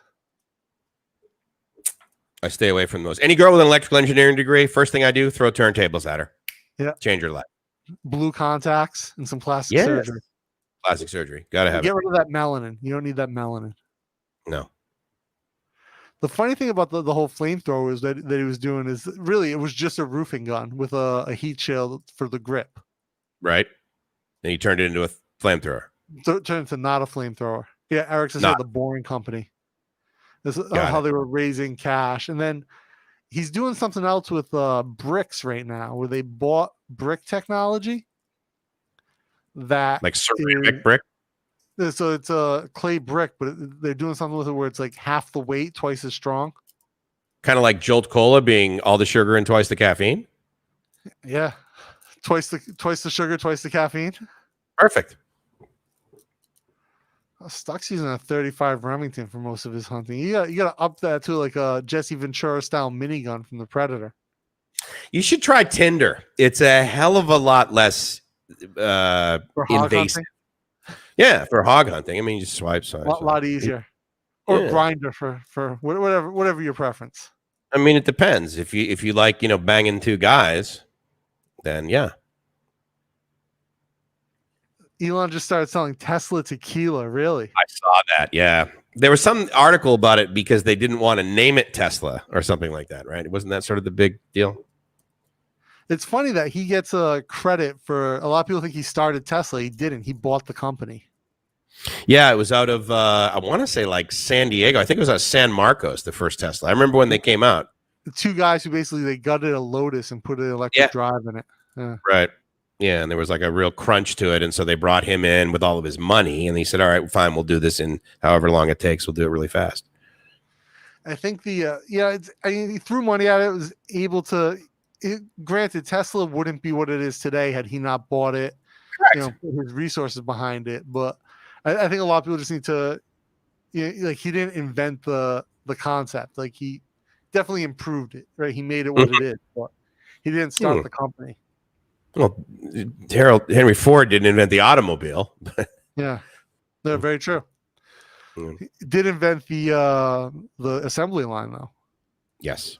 Ride them hard, put them away. Wet.com is my drop shipping name. Yeah, but how much does it cost? Because I'm guessing, Joe, you're probably like really, really successful. You probably started and sold like 35 businesses, and with a net worth of well in the millions, and probably just want to spend more time with your family. He probably has trillions of dollars actually, which is why he's on the internet. But it's tough. I mean, if it's not $47, I question the validity of it. Tesla's a hot mess, says Hate the Player, Hate the Game. Internally, from what I hear, they've been a hot mess for some time. Yeah. Like there's quite a bit of, obviously, I think their stock's doing great. Or at least it was the other day. It's pretty volatile. My Beyond Meat stock is down, and I'm not happy about that. Wait for Q1. I gave up the Beyond Meat, so that's why it's dropping.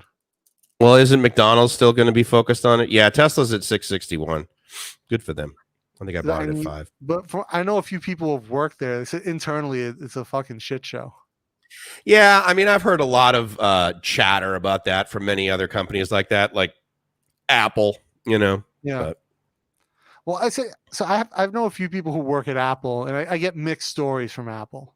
Correct. A lot of people don't like the culture, but a lot of people say it's a place where you really can thrive technically and creatively. Same with Amazon. I got plenty of buddies that worked at AWS, and they're like, it's insane. It's crazy. I never learned so much in my whole life. I also never got that little amount of sleep in my whole life, right? So, I mean, you really got to be part of the company. You got to be system, part of yeah. Yeah. I 100% of the people I know from Tesla say it's a shit show internally.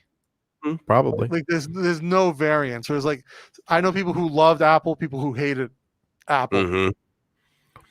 Mm-hmm. No one loves working at Tesla apparently. Mm. All right, Playboy, you got to buy some books. Eric, you don't read. Does he know how to read? Probably. If he doesn't think Paula's the best pizza place in the world, he definitely doesn't. But wait, isn't he from like Cleveland or something? It is a Cleveland boy. Yeah, he can't know how to read. They don't have schools in that state. Not in the city. Right. Actually, there's a city in the state I grew up in Rhode Island. There's a city called Central Falls. And actually, I think the city I grew up in, Pawtucket, as well, where the federal government took over the public school systems because they were so bad. Yeah, that is pretty bad. Oh, yeah, that's true. Are they scratch and sniff? Because if they are, then I'm right there with you. True. Can't argue that. Mm. Yeah, no, yeah. Pawtucket and Central Falls, they both, I believe, cities had their public schools taken over by the federal government because they were just complete shit shows. It's pretty sad, actually, public education in the United States. I mean, there's a lot of great places, but there's also a lot that, I mean, I can't imagine. I can't believe that there are so many people that do not graduate from high school from the United States. That's bad news. Yeah, those freaking elitists. The city I grew up in, Pawtucket, I think at one point they were graduating 40% of their students from high school. Ah, that's so impressive. That's great. China's got nothing on us. Wait, what? All right. I got to go improve my 12 o'clock. You've got a 5-hour colonic you got to get to. Manual milking of the prostate. Probably. No judgment. Wrap it up. And so we'll be back Wednesday with a live. Yeah, We'll try to get together before then, me and you, Mike. Meet me and Eric for noodles at like 5:01 p.m. in Ekamai. I got some stuff I got to do today. Get working on some projects. Mm-hmm. Yeah, exactly. No wonder. wonder. I only got two more times to go to jerk off. Wonder why you wear glasses. I can't. I got to wax my palms and I can't see shit. Jesus Christ. I love you, dude. Right back at you, brother. Right back at you. All right, guys. So until next time, stay strange. Peace.